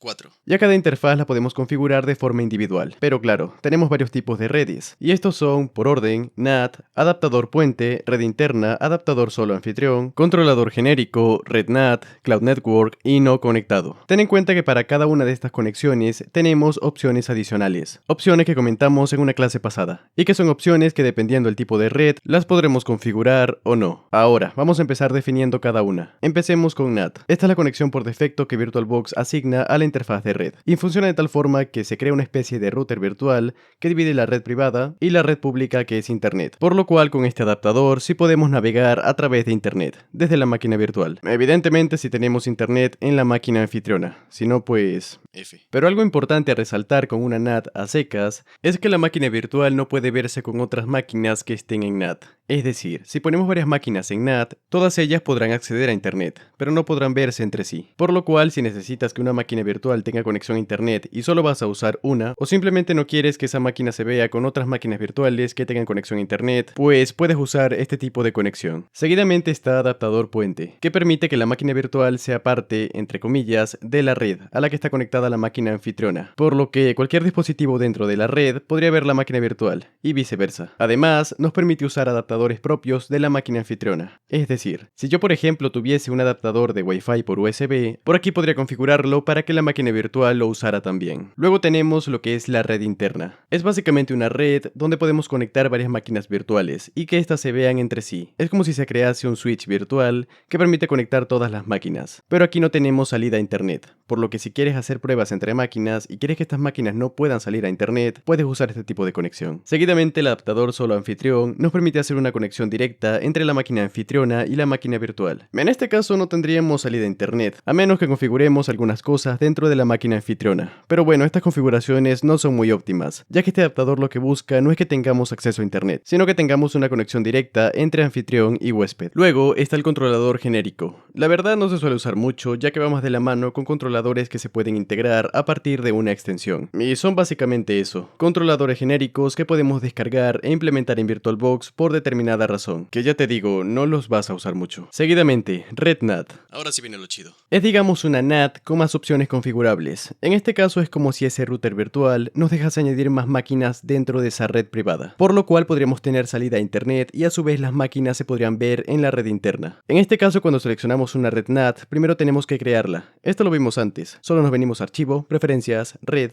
y la creamos aquí, pudiendo modificar tanto el nombre, dirección de superred, si queremos DHCP activado, si queremos que soporte direcciones IP de versión 6 o mismamente el reenvío de puertos. Vamos a crear esta de ejemplo, la red Call Security, y solamente tenemos que asignársela a las máquinas virtuales que queremos que estén dentro de esta red. Ahora, Cloud Network. Este tipo de conexión es para integrar la nube de Oracle con la máquina virtual. En este caso, como comentamos antes, no lo veremos, ya que intuyo que la mayoría de público que ve este curso va a usar este hipervisor en local y no necesariamente contratará los servicios de Oracle, ya que recuerda que esto es una introducción a la virtualización. Y finalmente en no conectado es básicamente simular que existe un adaptador pinchado en la placa base, pero no tiene ningún tipo de conexión. Si por ejemplo se deshabilitara el adaptador, esto simularía que no habría ningún adaptador dentro de la placa base. Pero al ponerlo en no conectado es lo que comentamos antes, que sí hay adaptador, pero no hay conexión alguna. Y con esto concluimos la explicación de cada una de las redes en VirtualBox. Y sí, podría haberte mostrado cómo funciona cada una, pero eso quiero que lo hagas tú. Quiero que uses el hipervisor y tú mismo te montes tus propias redes. Créeme que así aprenderás mucho más en poco tiempo. Así que dicho esto, nos veremos en la siguiente clase. Veamos ahora lo que son las Guest Additions. Básicamente son unos drivers que vienen incluidos en VirtualBox y que podemos instalarle a cada máquina virtual de forma individual. Nos dan unas mejoras como por ejemplo a nivel de rendimiento y mejoran mucho más lo que es la integración entre la máquina anfitriona y las máquinas virtuales que tengan instalados estos drivers. Para instalarlos es muy simple. Primero vamos a iniciar la máquina virtual, que en este caso es Ubuntu. Así que la voy a iniciar y voy a poner esto en cámara rápida. Bueno, con la máquina iniciada le damos a dispositivo e insertar imagen de CD de las Guest Additions. Esto básicamente es como que en nuestra unidad óptica insertáramos un CD que contenga estos drivers. Que bueno, no sé si alguien recuerda que son los CDs, son estas cositas circulares con un hoyo en el medio. Las que se comen son donas, pero las que van dentro de una computadora son CDs. Y lo tenemos por aquí en Ubuntu. En este caso vamos a darle un clic y se nos abre en el administrador de archivos. Solamente le damos clic derecho y abrir en una terminal. Y en este caso tenemos, pues en esta terminal, el mismo directorio que tenemos en el administrador de ficheros gráfico. Igualmente, si lo que quieres es acceder de forma manual, pues simplemente cerramos esto, nos venimos y ponemos cmd o terminal. En ambas formas nos sirve este acceso directo. Y solamente nos movemos a media, a nuestro nombre de usuario, que en este caso es Call Security, y dentro de este directorio tendríamos la unidad de CD. Ten en cuenta que en este caso Ubuntu automáticamente nos la monta, pero si no fuese el caso deberíamos montarla de forma manual. Y aquí dentro tenemos todos los ficheros correspondientes a las Guest Additions. Para instalarlos es muy simple. Primeramente vemos que tenemos algunos .exe. Hay que entender que estamos en una distribución de GNU Linux y aquí no podemos ejecutar .exe, por lo menos no de forma nativa. Además que si nos fijamos en el nombre nos pone VirtualBox Windows Additions, por lo cual es un poco evidente que aquí no tenemos que hacer nada. Sin embargo, tenemos un fichero que se llama VirtualBox Linux Additions y nosotros estamos en una distribución de GNU Linux, así que lo más evidente es que tengamos que ejecutar este. Por lo cual ponemos un /, para ejecutar un binario en el directorio actual. Recordemos que en Linux el punto significa nuestro directorio actual y ponemos el nombre del binario, que en este caso es VirtualBox Linux Additions.run. Le damos un Enter y nos dice que no podemos ejecutarlo porque no tenemos permisos de administrador. ¿Cómo solucionamos esto? Pues simplemente con el comando sudo. Sudo es un comando que nos permite ejecutar órdenes o comandos como otro usuario en el sistema. Pero si nosotros no le indicamos el usuario, automáticamente nos ejecuta la orden que le demos como el usuario administrador, que en este caso es root. Así que simplemente vamos a poner el comando anterior y ponemos un sudo delante.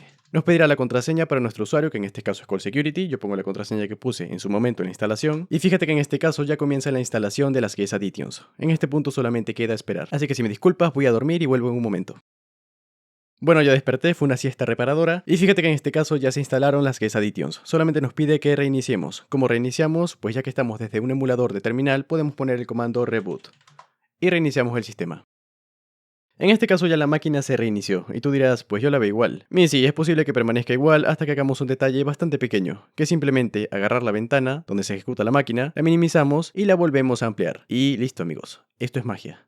Gracias por ver. Esta es una de las ventajas de usar las Guest Additions, que automáticamente la máquina se adapta a la resolución de, bueno, en este caso mi monitor. Ya podemos, por ejemplo, desmontar la unidad óptica, vamos a desmontarla, y la vamos a expulsar, ya que ya cumplió su misión e instalamos las Guest Additions. Vamos a acomodar esto un poco mejor para que quede más ordenado. Ahora veamos algunas utilidades más que se nos desbloquean por instalar las Guest Additions. Nos venimos a dispositivos y vamos a centrar nuestra atención en estas tres opciones: carpetas compartidas, portapapeles compartido y arrastrar y soltar. Estas opciones pues son muy evidentes lo que hace cada una. Carpetas compartidas es que básicamente podemos tener una o varias carpetas entre la máquina anfitriona y la máquina virtual. Para esta forma, por ejemplo, pasarnos información, ficheros y demás. Arrastrar y soltar pues es también bastante intuitivo. Es básicamente tener un fichero dentro de la máquina virtual y poder arrastrar y soltarlo a la máquina anfitriona. O viceversa, tenerlo en la máquina anfitriona y poder pasarlo a la máquina virtual. Solamente arrastrando y soltando. Y portapapeles compartido es que podamos pasar lo que tenemos en el portapapeles, tanto de la máquina virtual como de la máquina anfitriona, anfitriona entre ellos. Es decir, que si yo por ejemplo en la máquina anfitriona copio un texto, lo pueda pegar dentro de la máquina virtual y viceversa. Ten en cuenta que tanto para portapapeles compartido como para arrastrar y soltar, tenemos 4 configuraciones dentro de cada uno, que son básicamente las mismas, y se dividen en inhabilitado, anfitrión invitado, invitado anfitrión y bidireccional. Son bastante evidentes. Inhabilitado es que esta opción pues está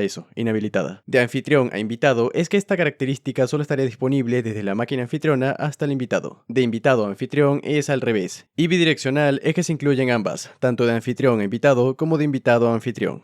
Vamos a poner por ejemplo bidireccional aquí. Y en este caso fijémonos que, por ejemplo, si yo abro un fichero de texto que tengo en mi máquina anfitriona, que es este de aquí, que es un fichero que pone Sue, que básicamente es un fichero que nos muestra una operación matemática bastante compleja, si yo, por ejemplo, copio este texto, le doy a copiar, lo puedo hacer también con control C, pero quiero que seas consciente en todo momento del proceso. Ahora este texto ya está copiado en el portapapeles de mi máquina anfitriona. Si yo, por ejemplo, vengo a mi máquina virtual y digamos entro al menú, y en este campo de input, pues por ejemplo doy clic derecho y le doy a pegar, fíjate que en este caso se pega la operación matemática compleja. Ten en cuenta igualmente que en la característica de arrastrar y soltar tenemos estas 4 configuraciones igualmente, que operan de la misma forma. Así que te invito a que hagas la práctica de estas 3 características, porque sí, te las puedo mostrar, pero aprendes mucho más si lo haces tú por tu cuenta. Igualmente ya sabes que cualquier tipo de duda la puedes consultar por el servidor de Discord. Así que una vez dicho esto, continuemos con la siguiente clase.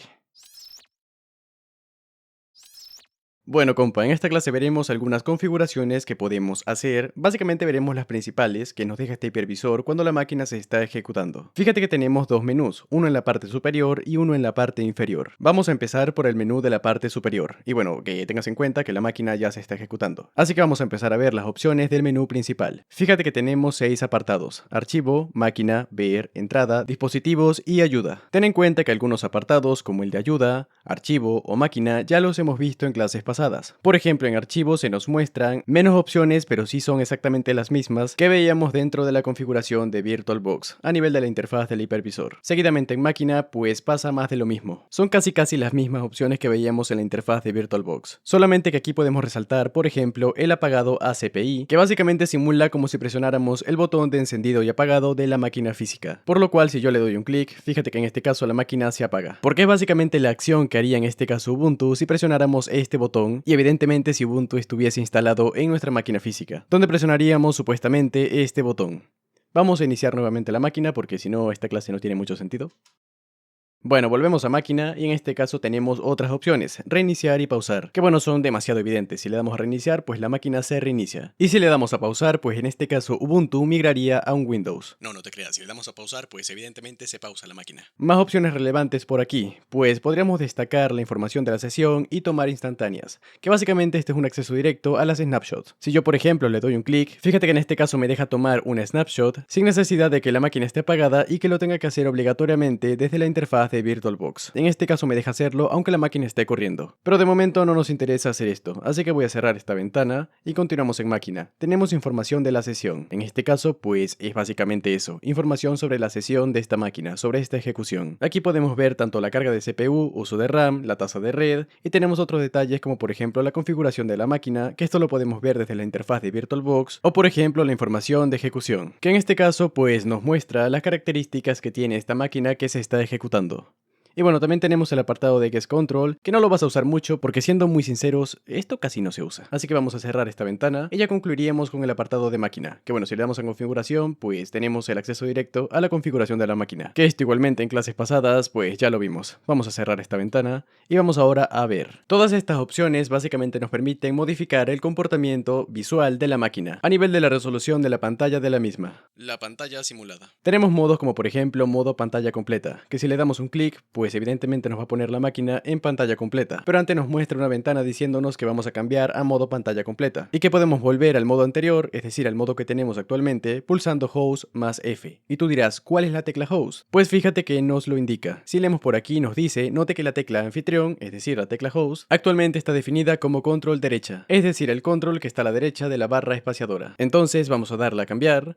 Y fíjate que en este caso se nos pone a modo pantalla completa. Ya las opciones no están aquí arriba, sino que están aquí abajo. ¿Y cómo volvemos al modo anterior? Pues pulsando control de la derecha y F.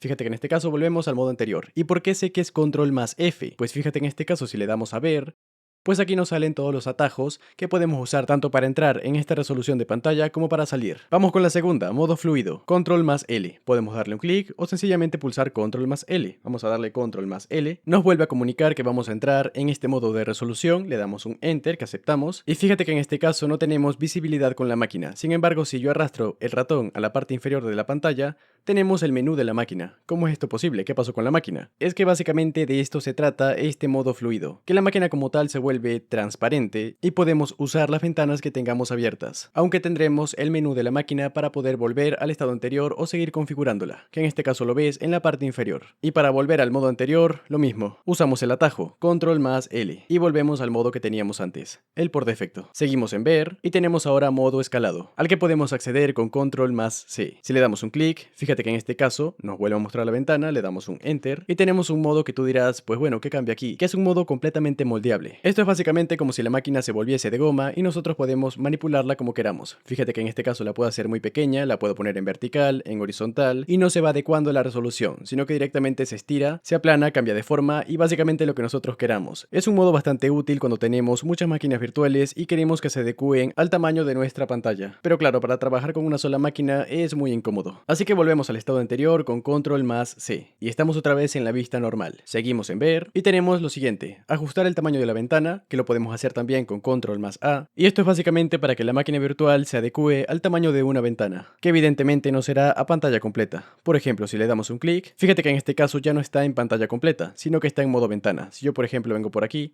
y la minimizo, estamos en modo ventana. Ahora si yo le doy aquí, estamos en modo pantalla completa. Volvamos a repetirlo para que se entienda. Le damos a ver, ajustar tamaño de ventana y volvemos a la ventana. Lo ampliamos y estamos en modo pantalla completa. Esta es un poco la gracia de esta opción. Volvemos a ver y tenemos autorredimensionar pantalla del invitado. Esto es muy importante que lo dejemos siempre activado. ¿Esto por qué? Pues básicamente por esto. Si yo convierto esto en una ventana más pequeña, fíjate que lo tenemos por aquí, automáticamente si yo hago esto más pequeño o más grande, la resolución de la máquina virtual se adecúa a este tamaño. Fíjate por aquí o por aquí.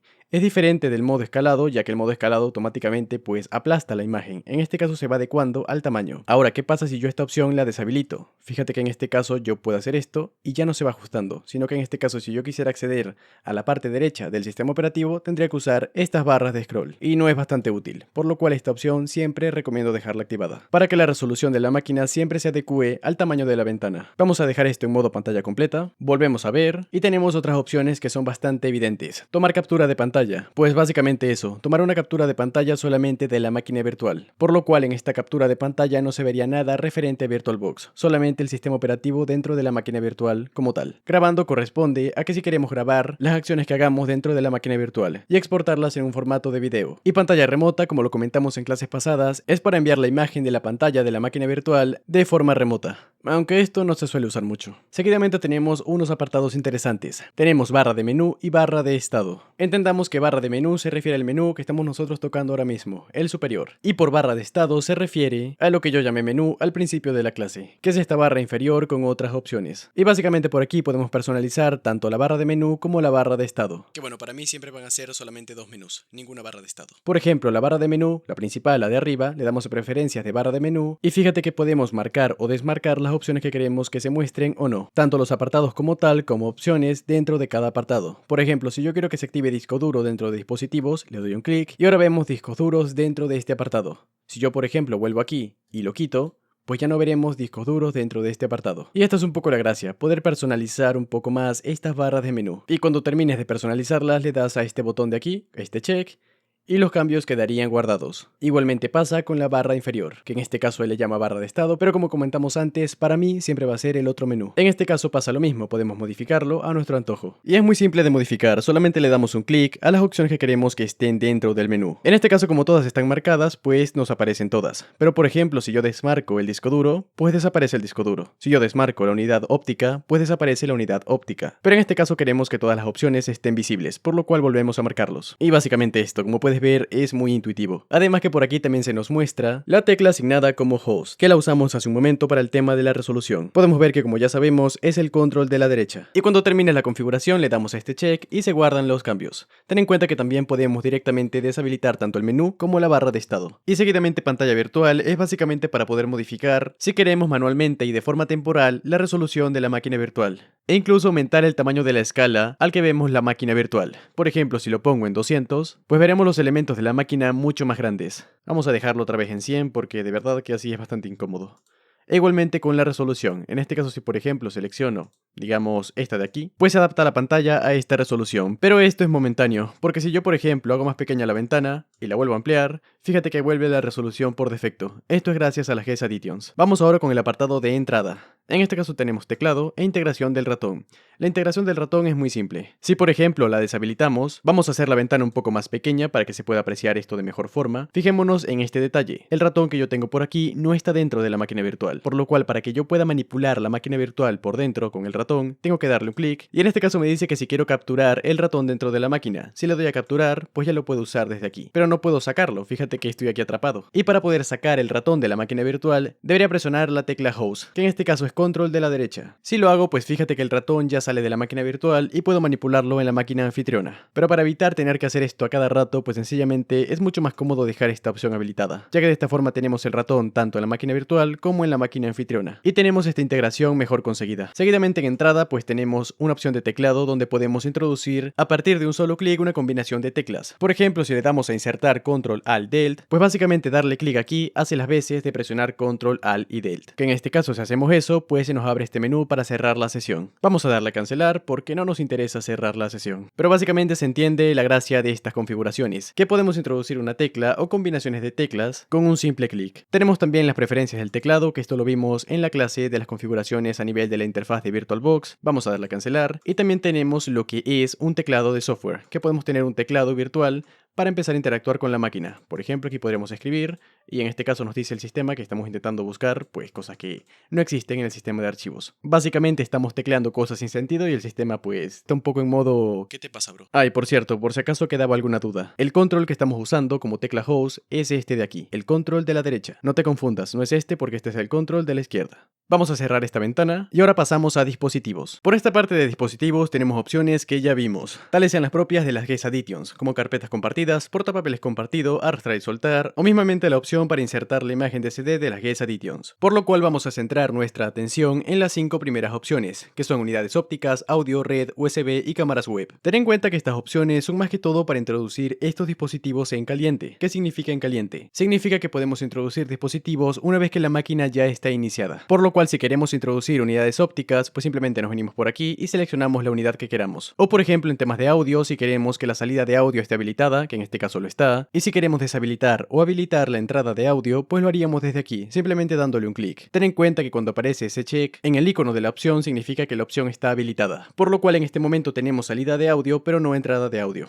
Esto hablando solamente de esta máquina virtual de forma individual. Recuerda que estas configuraciones son únicamente para la máquina virtual de forma individual. Es decir, que lo que configuremos aquí no afecta a otras máquinas, a menos que lo configuremos en esas máquinas también. Seguidamente tenemos el apartado de red, que igualmente por aquí podemos deshabilitar o habilitar de forma global todos los conectores de red que tengamos habilitados. E igualmente podemos ir a las preferencias de red y en este caso cambiar el tipo de conexión. Ten en cuenta que podemos cambiar el tipo de conexión durante la ejecución de la máquina, pero no podemos habilitar otro adaptador. Para hacerlo es evidente que debemos apagar la máquina, al igual que si queremos cambiar la cantidad de RAM o el número de procesadores. Para esto deberíamos hacerlo con la máquina apagada. Volvemos a dispositivos y en este caso tenemos USB, que en este caso podemos ver todos los dispositivos USB que tenemos conectados a nuestra máquina anfitriona y que simplemente con darle un clic a cualquiera de estos dispositivos automáticamente lo introduciremos dentro de la máquina virtual. Por lo cual si introducimos digamos un pendrive, al llegar a esta opción y seleccionando dicho pendrive podremos introducirlo dentro de nuestra máquina virtual y evidentemente poder interactuar con él desde la máquina virtual. Y pasa algo parecido con las cámaras web, que en este caso no tengo ninguna conectada, pero si tuvieses algunas por aquí las verías. Y evidentemente pasa lo mismo, si le das un clic, pues esa cámara hace las veces como si estuviese conectada a la máquina virtual y deja de estar conectada en la máquina anfitriona. Seguidamente tenemos el apartado de ayuda, que igualmente lo vimos en clases pasadas porque aparece en la interfaz de VirtualBox. Y bueno, poco que añadir sobre este apartado. Simplemente son enlaces para documentación oficial sobre VirtualBox. Documentación que tú estás aprendiendo en este momento gracias a este curso. Y gracias a mí, o sea...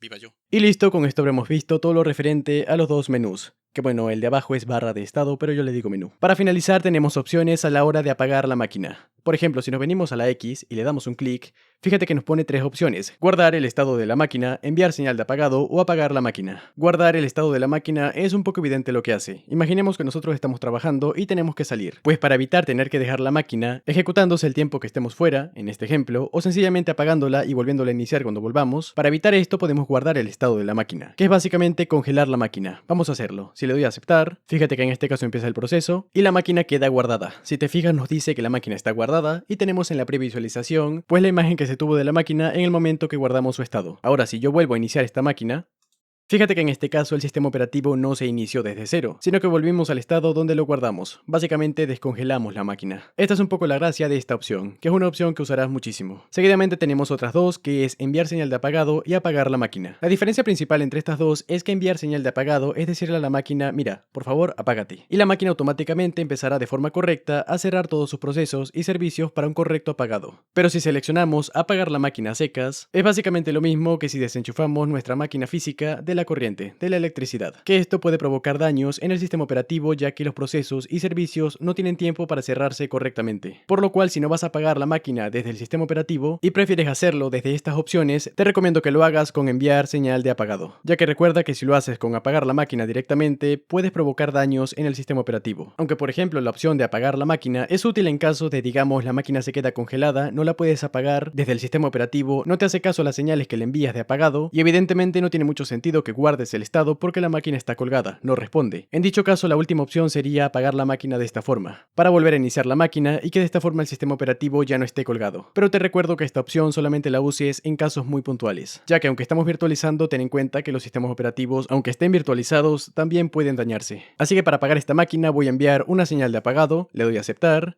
y fíjate que la máquina se apaga. Así de simple. Así que sin más, compa, con esto dicho, continuemos con la siguiente clase. Ok, veamos ahora lo que son las snapshots. Básicamente podemos definirlas como un punto de restauración que podemos hacerle a las máquinas virtuales. De esta forma, por ejemplo, si yo hago una snapshot en el momento 1 de la máquina virtual, después, digamos, ocurren dentro de esa máquina virtual algunas acciones y, por ejemplo, la máquina se daña, yo puedo volver al momento 1 de la máquina virtual. Por lo cual es una especie de copia de seguridad que le hacemos a la máquina en un determinado momento de la historia, y que es muy útil de cara a lo que comentamos antes, a restaurar todos los ficheros de la máquina y sus configuraciones a un momento de la historia anterior. Por lo cual, para crear una snapshot, es tan simple como irnos a máquina, herramientas, instantáneas, y por aquí tenemos esta especie de panel que lo vimos en clases anteriores cuando tocamos el tema de las configuraciones a nivel de VirtualBox. Ahora, para crear una snapshot es tan simple como darle a tomar. Y le ponemos el nombre que queramos. Por ejemplo, aquí nos pone instantánea 1, pero yo le puedo poner Ubuntu antes de la tragedia. Por ejemplo. Vamos a darle a aceptar, y fíjate que en el nombre de la máquina se nos pone Ubuntu y entre paréntesis Ubuntu antes de la tragedia, que fue el nombre que le pusimos a este snapshot.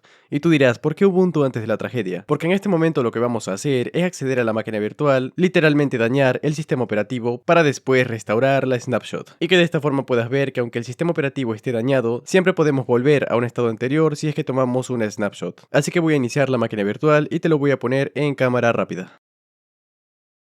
Bueno, fíjate que la máquina ya inició, así que por ejemplo vamos a dañar este sistema operativo. ¿Cómo lo hacemos? Pues hay muchas formas. Hagamos la más clásica, que es un rm-rf a la raíz del sistema. Para ello vamos a abrirnos un emulador de terminal y vamos a poner sudo rm-rf barra --no preserve root. Damos un enter, ponemos la contraseña que pusimos en su momento para este usuario y solamente esperemos. Sé que a lo mejor esto es muy exagerado, pero lo que quiero que veas es que se puede recuperar un estado anterior del sistema operativo, aunque el sistema operativo actual literalmente esté completamente dañado. Bueno, yo creo que esto ya es suficiente, así que vamos a darle control C. Bueno, si te fijas en este momento ya el sistema operativo ni siquiera me responde, está completamente congelado y de hecho se han eliminado, aunque por aquí nos ponga operación no permitida, sí se han eliminado algunos binarios que son necesarios para el correcto funcionamiento del sistema operativo. Por lo cual en este punto vamos a apagar la máquina. Fíjate que en este caso nos permite desde aquí restaurar la instantánea. Pero en este caso no lo vamos a hacer, vamos a apagar la máquina. De esta forma, como lo vimos, no es la más recomendable porque directamente sería como quitar el enchufe a la máquina, pero de igual forma, como estamos haciendo pruebas y queremos dañar el sistema, pues igualmente podemos hacerlo. Vamos a darle a aceptar. Fíjate que en este caso no nos carga el sistema operativo porque de hecho ficheros necesarios para el correcto funcionamiento del group, que es el gestor de arranque, pues se han eliminado. Entonces en este caso no podremos acceder directamente al sistema. Es más que evidente que te diga que ese comando que pusimos no lo hagas tú en tu sistema, porque es un comando que no tiene vuelta atrás. Entonces si borramos algunos binarios y algunos ficheros elementales, pues pasa esto. Así que no lo hagas. Esto solamente ha sido a modo de demostración. Ahora sí vamos a restaurar la snapshot. Para ello nos venimos por aquí y le damos a restaurar instantánea actual, que es Ubuntu antes de la tragedia. Vamos a darle a aceptar. Y fíjate que en este caso nos ha apagado la máquina y parece que no ha cambiado mucho, pero realmente lo que pasó fue que volvimos al punto de restauración que creamos, es decir, al snapshot, por lo cual en este caso todos los ficheros y configuraciones correspondientes a esta máquina virtual volvieron a ese punto anterior, es decir, antes de que ejecutáramos el comando, por lo cual si yo inicio la máquina en este momento, fíjate que en este caso sí nos ha dejado iniciar el sistema operativo, y esto se debe a que en este snapshot, pues volvimos a un punto antes de ejecutar el comando que dañó el sistema, por lo cual esta es un poco la importancia de las snapshots. Por ejemplo, si vas a hacer un cambio donde pienses que la integridad de tu máquina virtual puede ser afectada, es bastante recomendable que hagas un snapshot antes, para que de esta forma si dañas la máquina siempre puedas volver a un punto anterior. Aunque es más que evidente entender que cada snapshot que hagamos, pues va a consumir espacio en la unidad de almacenamiento de la máquina anfitriona, ya que lo que estamos haciendo es básicamente una especie de copia de seguridad de los ficheros y configuraciones de la máquina en un momento de la historia. Así que sin más, una vez dicho esto, continuemos con la siguiente clase. Bien, veamos ahora lo que es el tema de importar y exportar máquinas dentro de VirtualBox. Ten en cuenta que estas características, tanto la de importar como exportar, son muy útiles y lo más probable es que sí las llegues a usar bastante. El concepto de importar y exportar creo que queda bastante claro. Importar es poder traer una máquina virtual con sus configuraciones y ficheros a nuestro VirtualBox. Y exportar es lo contrario, que una máquina virtual que tengamos nosotros en nuestro VirtualBox, como por ejemplo este Ubuntu, poder exportarlo para que otra persona pueda, dentro de su VirtualBox o dentro de su hipervisor de tipo 2 que esté usando, poder importar esta máquina con todos sus ficheros y configuraciones. Pero bien, ¿cómo se hace esto en VirtualBox? Es muy simple, compa, tranquilo. Realmente, como vimos en este curso, la mayoría de acciones dentro de VirtualBox son realmente fáciles de hacer. De igual forma te recuerdo que si tienes alguna duda, no te la guardes, consúltala por favor, porque lo importante aquí es que aprendas, compa. Realmente lo que busco a través de estos cursos es que aprendas, no que simplemente veas y ya está, sino que aprendas y que realmente sea un conocimiento que vayas a usar. Bien, dicho esto, hay que tener en cuenta que usualmente los ficheros que vamos a importar o exportar en VirtualBox son los que tienen la extensión OVA. OVA son las siglas de Open Virtual Appliance. Es un fichero que contiene la información correspondiente a una máquina virtual y que permite al hipervisor, en este caso VirtualBox, realizar la implementación de dicha máquina. En el caso de que la queramos importar, en el caso de que la queramos exportar, pues lo más usual es que exportemos a las máquinas en este formato. Realmente existen bastantes portales en internet donde podemos descargar sistemas operativos ya creados, y evidentemente en formato OVA para poder importarlos a nuestro VirtualBox. ¿Qué ventajas nos aporta esto? Pues la más evidente, no tener que hacer la instalación manual de cualquier sistema operativo, sino que por ejemplo, quiero un Kali Linux, pues importo un Kali Linux, y automáticamente tengo un sistema operativo completo y configurado sin necesidad de que yo tenga que hacer alguna acción manual como por ejemplo instalarlo o configurarlo. De hecho, la mayoría de sistemas operativos que podemos conseguirnos por internet en formato OVA suelen ser sistemas operativos que ya vienen con las Guest Additions instaladas, por lo cual esto también nos los ahorramos a la hora de configurarlos. Pero bien, veamos un ejemplo tanto de importar como de exportar. Para el ejemplo de importar, he decidido usar un sistema operativo que es bastante conocido en el mundo de la ciberseguridad, y es, como no, Kali Linux. En este caso estamos en la página oficial de Kali, ya que como te comenté, es muy importante que siempre descargues OVAs solamente de fuentes oficiales. Así que en este caso vamos a darle a obtener Kali. Y fíjate que básicamente tenemos muchísimos formatos a la hora de descargar este sistema operativo. Pero por ejemplo en este tipo de formatos tenemos, bueno, el formato de hierro, que es la ISO, pero tenemos también para máquinas virtuales. Vamos a darle aquí y nos llevará a la sección de la página correspondiente a lo que seleccionamos, que en este caso es máquinas virtuales. Fíjate que tenemos tanto para VMware como para VirtualBox. En este caso estamos usando ¿qué? VirtualBox. Pues es un poco evidente lo que vamos a elegir, VirtualBox. Lo tenemos tanto de 64 bits como de 32 bits. En este caso estamos trabajando con 64 bits, por lo cual descargamos esta versión. Vamos a darle a descargar y fíjate que en este caso se nos está descargando Kali Linux, pero en un formato OVA, que es el formato que venimos comentando. Por lo cual esta máquina en su momento, la gente que mantiene Kali Linux, que en este caso es la empresa empresa de Offensive Security, pues estos compadres en su momento habrán instalado Kali Linux en VirtualBox, lo habrán configurado y lo habrán exportado. Y es justamente ese sistema exportado el que nosotros estamos descargando en este momento, para posteriormente importarlo, y no tener que instalarlo desde cero. Ten en cuenta que esto suena de maravilla, pero tiene sus desventajas. La más evidente es que nosotros no instalamos el sistema operativo, por lo cual no sabemos qué configuraciones habrá hecho la persona o personas que instalaron en su momento el sistema operativo. Y como comentamos antes, el riesgo de descargar sistemas operativos en este formato, que por ejemplo contuviesen malware, pues puede resultar un poco posible. De ahí que sugiera siempre descargar los OVAs de fuentes confiables. Por ejemplo, en este caso estamos descargando el OVA de Kali Linux de la página oficial de Kali Linux, por lo cual este OVA es legítimo y confiable. Pero que sepas en todo momento que estás importando un sistema operativo con unas configuraciones que,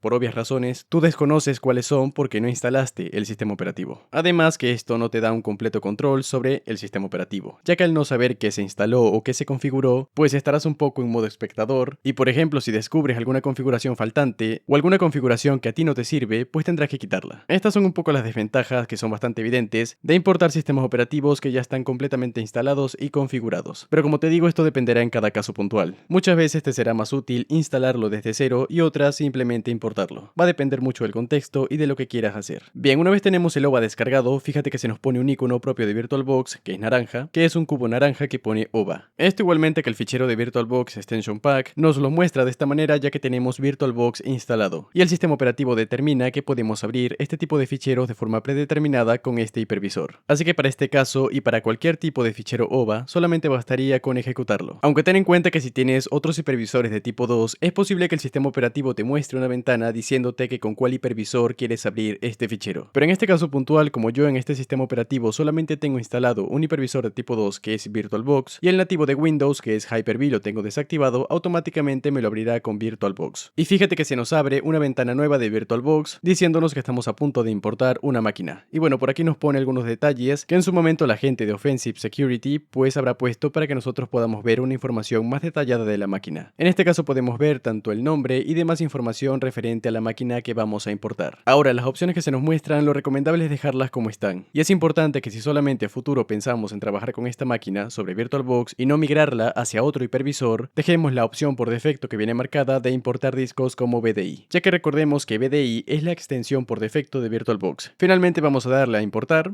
En este caso debemos aceptar las políticas, concretamente la política de GPL versión 3, esto básicamente porque Kali Linux es una distribución de GNU Linux. Simplemente la aceptamos y empezará el proceso de importación, que puede durar más o menos dependiendo de los recursos hardware con los que cuente tu máquina. La máquina anfitriona, evidentemente, no la máquina que estamos importando. Así que pongamos esto en cámara rápida. Finalmente la máquina ya se ha importado, y en este caso podemos iniciarla. De hecho, vamos a hacerlo, vamos a iniciarla. E igualmente voy a ponerte esto en cámara rápida. Ya el sistema se inició, vamos a ponerlo esto un poco más centrado. Y en este caso Kali Linux, cuando lo importamos, las credenciales de acceso son Kali y Kali. Vamos a agrandar la ventana. Y fíjate que en este caso ya viene con las Guest Additions instaladas, lo cual nos permite, como comentamos en dicha clase, que la máquina virtual se adapte a la resolución de la pantalla en cuestión, en este caso la de mi monitor. E igualmente podríamos usar las características que se nos desbloquean cuando instalamos las Guest Additions. Y básicamente así de simple es importar un sistema operativo en VirtualBox. Pero te recuerdo, solamente importa sistemas operativos de fuentes confiables. Ten en cuenta que la seguridad de tu información vale mucho, y tienes que protegerla. Es tu deber. Vamos a apagar esta máquina.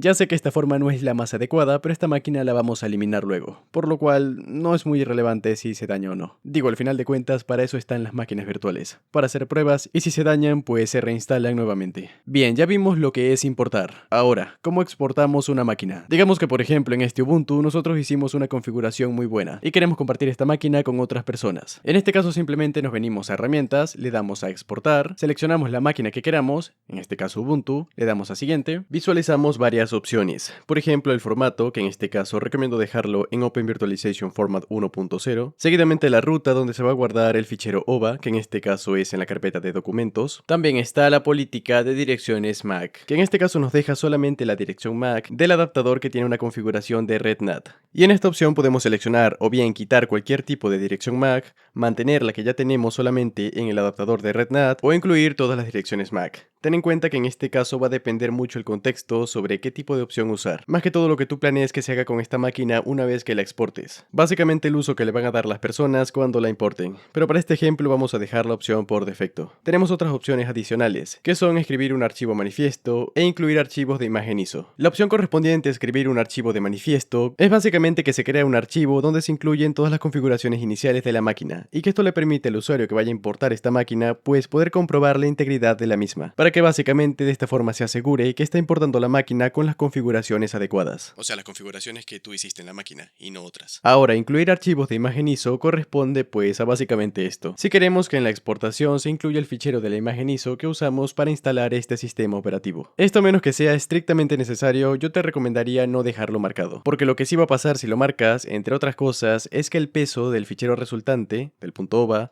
va a incrementar muchísimo, ya que aparte de las configuraciones y el sistema operativo como tal, también terminaría incluyendo el peso que tiene la imagen ISO. Así que como te digo, puedes usarlo o no, dependiendo mucho del contexto. Con todo configurado por aquí, le podemos dar a siguiente y tenemos estas otras opciones. Que bueno, más que opciones, podemos definirlos como los metadatos que acompañan al fichero OVA, y que en este caso le dan más información al usuario sobre la máquina que va a importar, cuando el usuario importe la máquina, evidentemente. Y bueno, es básicamente información que si la tienes o si la quieres agregar, puedes hacerlo, no es obligatorio. Así que una vez rellenado esto, o no rellenado, para finalizar debemos darle a exportar. Y empezaría el proceso de exportación, que igualmente como te dije en el proceso de importación va a depender mucho más de la capacidad hardware con la que cuente tu dispositivo. En este caso voy a ponerlo en cámara rápida, así que nos vemos en un segundo. Y una vez finalizado el proceso de exportación, veremos en el directorio que configuramos, pues básicamente el fichero resultante, que es un OVA, cuyo nombre es el que configuramos, que en este caso como lo dejamos por defecto, pues es el mismo nombre de la máquina virtual, que en este caso es Ubuntu. Y en este punto cualquier persona que tenga este OVA puede hacer el proceso de importación que vimos anteriormente, y de esta forma muy simple tendría el sistema operativo que tú exportaste dentro de su propio VirtualBox. Entonces esta es un poco la gracia de importar y exportar máquinas virtuales, que igualmente como te dije recuerda solamente descargar OVAs de fuentes oficiales, para que de esta forma mejores más la seguridad a la hora de importar estas máquinas virtuales en este hipervisor de tipo 2, que es VirtualBox. Así que una vez dicho esto, continuemos con la siguiente clase. Vamos a ver ahora lo que es la clonación de máquinas virtuales. Para ello solamente le damos un clic derecho a la máquina y le damos a clonar. Vamos a analizar las opciones que tenemos por aquí. Primeramente podemos modificar el nombre de la máquina virtual clonada. En este caso automáticamente se pone el nombre que tiene la máquina y se le añade la palabra clonar. Pero igualmente esto lo podemos modificar. Por ejemplo, vamos a ponerle Ubuntu 2. Súper original. Seguidamente tenemos la ruta donde se guardarán los ficheros correspondientes a esta máquina virtual. Luego tenemos la política de direcciones MAC, que si le damos un clic tenemos estas opciones, tanto la de incluir todas las direcciones MAC del adaptador de red, incluir solamente la dirección MAC del adaptador que está conectado a la red NAT, o sencillamente generar nuevas direcciones MAC para todos los adaptadores de red. Para saber qué opción usar, dependerá mucho del contexto de la clonación que quieras hacer. Por ejemplo, si quieres que la clonación sea literalmente una copia de la original para poder hacer tus pruebas ahí intentar ver cómo se comportaría lo que sea que vayas a hacer dentro de esa máquina como si fuese en la máquina original. En este caso yo siempre recomiendo usar nuevas direcciones MAC para todos los adaptadores de red, más que todo para evitar problemas de incompatibilidades a futuro. Seguidamente tenemos dos variables, que es mantener nombres de disco y mantener los identificadores universales del hardware. Estas opciones por defecto que están desactivadas yo recomiendo dejarlas así, porque de esta forma evitamos incompatibilidades a futuro cuando iniciemos ambas máquinas virtuales, ya que de esta forma aunque estemos clonando una máquina, podemos a nivel interno diferenciarlas y esto reduce mucho la posibilidad de que ocurra una incompatibilidad. Vamos a dar la siguiente. Tenemos lo que es la clonación completa y la clonación enlazada. La clonación completa es básicamente un duplicado exacto de la máquina original, donde todos sus ficheros y configuraciones, pues eso, se duplican. Por lo cual es evidente que nos va a ocupar más espacio en el disco. Y también ten en cuenta que como tal exacta no es, porque por ejemplo en las configuraciones anteriores podíamos cambiar algunos detalles, y si los cambiamos pues es evidente que 100% exacta no va a ser, ya que como comenté antes, podemos modificar algunas opciones antes de la clonación. Ahora tenemos otro tipo de clonación, que es la clonación enlazada. En este caso no se hace una copia como tal de todos los ficheros nuevamente, sino que se crea otra instancia de la máquina virtual, pero los ficheros se usan de la máquina principal, por lo cual es básicamente como crear una especie de máquina hija que depende de la máquina original, por lo que es evidente que si borramos la máquina original, la máquina enlazada no sabrá de dónde sacar los ficheros y en consecuencia no se podrá iniciar. Ventajas y desventajas de cada una y en qué caso usar una u otra, pues va a depender mucho el contexto. Ten en cuenta que una clonación completa es más recomendable porque literalmente estás creando instalando una nueva máquina virtual con todos los ficheros de la máquina que estás clonando. Pero es evidente que va a consumir mucho más espacio en la unidad de almacenamiento, ya que literalmente se están duplicando los ficheros y las configuraciones. Pero como tal, este tipo de clonación no hace que la máquina clonada sea dependiente de la original, por lo cual perfectamente podríamos eliminar la original sin que afectara a la máquina clonada, cosa que no pasa en la clonación enlazada, donde sí se ocupa mucho menos espacio ya que literalmente no se están duplicando los ficheros, solamente se llegan a duplicar los ficheros que sean modificados en la máquina clonada, por lo cual el consumo de espacio es más ligero en la clonación enlazada. Y también hay que entender que la clonación completa suele tardar mucho más que la clonación enlazada, que es casi inmediata. Así que como te comento, esto va a depender mucho del contexto y de lo que quieras hacer con la máquina clonada. Vamos a crear una de cada una para que puedas ver un poco cómo se visualizan en la interfaz. Primeramente vamos a crear una clonación completa, vamos a darle a clonar y también vamos a poner esto en cámara rápida. Finalmente, después de 100 años, la clonación se llevó a cabo. Fíjate que en este caso es una máquina completamente independiente de la original. En este caso podríamos perfectamente borrar esta y esta máquina seguiría funcionando. Ahora, hagamos una clonación enlazada. Clic derecho, clonar, vamos a ponerle Ubuntu 3 mismamente, vamos a ponerle que genere nuevas Mac, siguiente, enlazada y clonar.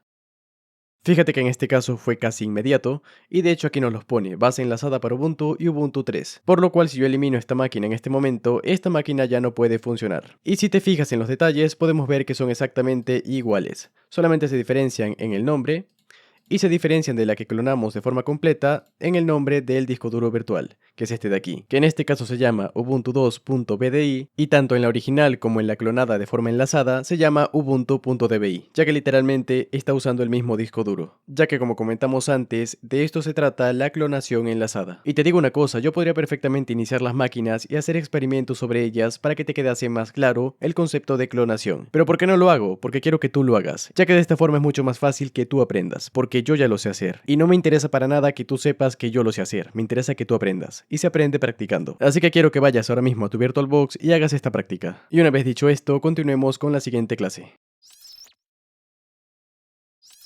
Ok, llegó la hora. Vamos a ver cómo podemos crear un entorno seguro para poder hacer pruebas dentro de VirtualBox. Bueno, dentro de una máquina en VirtualBox. Quiero que sepas que aunque suena como entorno seguro y piensas que aquí vamos a levantar 40 infraestructuras y vamos a implementar 90 máquinas, no, calma viejo, calma compa. Stop. Realmente es bastante simple y tenemos que usar mucho la lógica. Para empezar, si queremos tener un entorno aislado de nuestra máquina anfitriona, en el cual poder hacer pruebas sin afectar a nuestra máquina anfitriona, ¿cuáles son esas fuentes principales de comunicación que hay entre una máquina virtual y la máquina anfitriona? Pues por un lado tenemos los adaptadores de red. Independientemente del tipo de conexión que elijamos, esto va a permitir que entre otras cosas podamos enviar información fuera de la máquina, cosa que no queremos. Por lo cual en este caso para la máquina de pruebas, para este entorno aislado, no podemos incluirle ningún tipo de adaptador de red. Seguidamente conexiones con unidades de almacenamiento externas. Porque imaginemos que tenemos una máquina que dentro tiene malware. No es lo más inteligente del mundo introducir, por ejemplo, un pendrive, porque de esta forma ya el entorno no sería aislado, sino que el malware podría propagarse a través de la unidad de almacenamiento. Por lo cual cualquier tipo de conexión externa con unidades de almacenamiento también queda fuera. Y seguidamente, las guest additions. Para un uso general son bastante útiles ya que se integra de mejor forma la máquina anfitriona con la máquina virtual. Pero esto es justamente lo que no queremos en un entorno aislado, por lo cual en este caso no es recomendable instalar las guest additions, porque perfectamente podríamos instalarlas y digamos no crear ninguna carpeta compartida, o tanto el portapapeles compartido como arrastrar y soltar dejarlos en inhabilitado. Pero a nivel interno se suelen hacer otras integraciones que no vemos que son transparentes al usuario para mejorar la integración entre máquina virtual y máquina anfitriona. Por lo cual yo recomendaría no instalar las guest additions si queremos montar un entorno aislado. Como ves, las configuraciones que hay que hacer son bastante evidentes, no hay nada del otro mundo, es bastante usar el sentido común, y es evidente que la máquina que tenemos, la de Ubuntu, no nos sirve, porque ya le instalamos las guest additions. Sí, podemos desinstalarlas, por supuesto, pero creo que es mejor que creemos una máquina desde cero, porque digamos que por ejemplo tienes un fichero, un ejecutable, que no quieres ejecutar en tu Windows, porque es evidente si no lo conoces, lo mejor que puedes hacer es no ejecutarlo. Ya por ejemplo podrías subirlo a portales como VirusTotal para intentar averiguar si ese ejecutable contiene código malicioso o no. Pero imaginemos que tú no quieres hacer eso y en su lugar quieres ejecutarlo pero en un entorno aislado. Entonces, ¿qué podríamos hacer? Pues simplemente instalar un Windows que sea tu versión o realmente cualquier sistema operativo donde quieras ejecutar ese binario. Y luego, pues eso, ejecutarlo y ver su comportamiento, pero en un entorno que sabes que no afecta a tu máquina principal. O por ejemplo, si te dedicas a la ingeniería inversa y tienes que analizar programas, ya sea para comprobar su correcto funcionamiento o sencillamente para comprobar si son malware o no, no, pues también te sirve este tipo de entornos, que igualmente va a depender mucho el contexto, el tema de qué sistema operativo llegar a usar.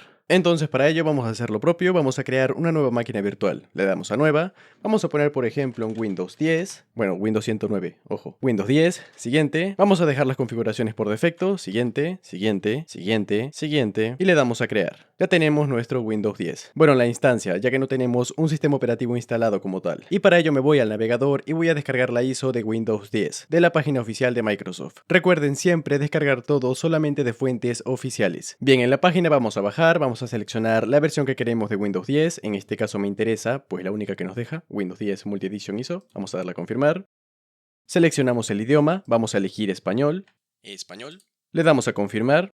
Y finalmente seleccionamos la arquitectura, en este caso me interesa de 64 bits, así que le voy a dar un clic y empezará la descarga de la ISO. Una vez tengamos la ISO descargada, volvemos a nuestro VirtualBox y hacemos las configuraciones pertinentes para la máquina virtual. Para ello, clic derecho, configuración, y empezaremos por los adaptadores de red. Vamos a darle a red y vamos a deshabilitar este adaptador, igualmente que todos los demás. Es importante que no tengamos ninguno habilitado. Seguidamente los USB. En este caso pasa lo mismo, debemos quitar cualquier tipo de conexión entre la máquina virtual y la máquina anfitriona, por lo cual también vamos a deshabilitar los controladores correspondientes al USB, para que no podamos introducir por USB ningún tipo de unidad de almacenamiento externa y usarla dentro de la máquina virtual. Vamos a dejar esto desmarcado, y lo siguiente solo a modo de comprobación. Podríamos comprobar también si tenemos alguna carpeta compartida. En este caso no tenemos ninguna porque de hecho no tenemos ni las GES Addition instaladas, que como comentamos antes es lo recomendable para estos casos puntuales. Pero si por ejemplo no estás creando una máquina desde cero, sino que ya tienes una y quieres aislarla de la máquina anfitriona, yo te recomiendo eliminar todas las carpetas compartidas que tengas, ya que lo que nos interesa es que la máquina esté completamente aislada. Con esto hecho le damos a aceptar. E iniciamos la instancia para poder instalar Windows 10 a partir de la ISO que descargamos. Igualmente que hicimos en clases pasadas con Ubuntu, le damos a la carpeta,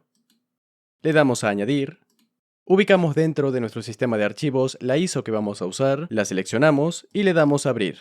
Le damos a seleccionar y le damos a iniciar. Y en este punto empezaría el proceso de instalación de Windows 10, que bueno, es un proceso extremadamente fácil de hacer, lo voy a poner en cámara rápida y volvemos cuando ya el sistema operativo esté instalado. Y ya con esto tendríamos el sistema operativo completamente instalado y aislado de la máquina anfitriona. Y es evidente que en este caso si el sistema operativo se llegase a dañar, pues no afecta en nada a la máquina anfitriona, aunque los dos sean Windows, en la misma versión. Y si por ejemplo en esta máquina virtual hubiese malware, pues este malware no tendría una forma fácil de saltarse a la máquina anfitriona. ¿Y por qué digo una forma fácil y no una forma que directamente sea imposible? Porque hay que entender algo. La seguridad al 100% no existe. Y sí, existen formas bastante avanzadas de que, por ejemplo, un malware pueda saltarse la virtualización y directamente vaya a la máquina anfitriona. Pero estos son casos muy puntuales, y no significa que porque exista un poco de riesgo, no vayamos a implementar nosotros todas las medidas de seguridad que podamos para mejorar la seguridad de nuestra información. Igualmente ten en cuenta que existen algunos factores que sí pueden variar dependiendo del contexto. Verás, nosotros bloqueamos que no se pudiese introducir ninguna unidad externa de almacenamiento a la máquina virtual, deshabilitando los controladores de USB. Pero imaginemos que tú en un USB pues tienes ese fichero que no conoces bien si es legítimo o no, y lo quieres ejecutar en un entorno aislado para, por ejemplo, si fuese malware, no afectar a tu sistema anfitrión. En ese caso es muy evidente que debes dejar el controlador USB activado solamente para introducir el USB, pasar el ejecutable a la máquina aislada, luego retirar el USB y volver a desconectar el controlador USB. A final de cuentas es usar muchísimo el sentido común y apoyarnos de características que nos brinda este hipervisor. Además que otra cosa que te recomiendo es que hagas un snapshot del entorno aislado una vez lo instales, porque imaginemos que lo usas para ejecutar programas que no sabes si son malware o no. En ese caso, si es malware, ten en cuenta que Windows no es un sistema diseñado para soportar malware. De hecho, casi ningún sistema operativo está diseñado para eso. Y lo que sí puede pasar es que si ejecutas mucho malware en entornos controlados y en entornos aislados, en este caso el sistema operativo con el que cuente ese entorno aislado puede llegar a corromperse a futuro, porque vamos a ver, le estás poniendo malware. Eso no es bueno para ningún sistema operativo. Pues en ese caso, para que no tengas que estar reinstalando, en este caso Windows, puedes hacer un snapshot del momento después de la instalación instalación, y de esta forma si el entorno aislado se daña, lo puedas restaurar a un momento de la historia donde sí estaba completamente operativo. Así que para concluir, usar una máquina virtual aislada evidentemente es mucho más seguro que hacer las pruebas en tu máquina anfitriona, pero igualmente usar una máquina virtual aislada no te ofrece un 100% de seguridad, ya que recordemos que la seguridad al 100% no existe. Pero que no exista no significa que no debamos usar los recursos que tengamos disponibles para incrementar el nivel de seguridad de nuestra información, que a final de cuentas, como te he dicho muchas veces en otros cursos también, es uno de los factores más importantes. Así que sin más, una vez dicho esto, continuemos con la siguiente clase.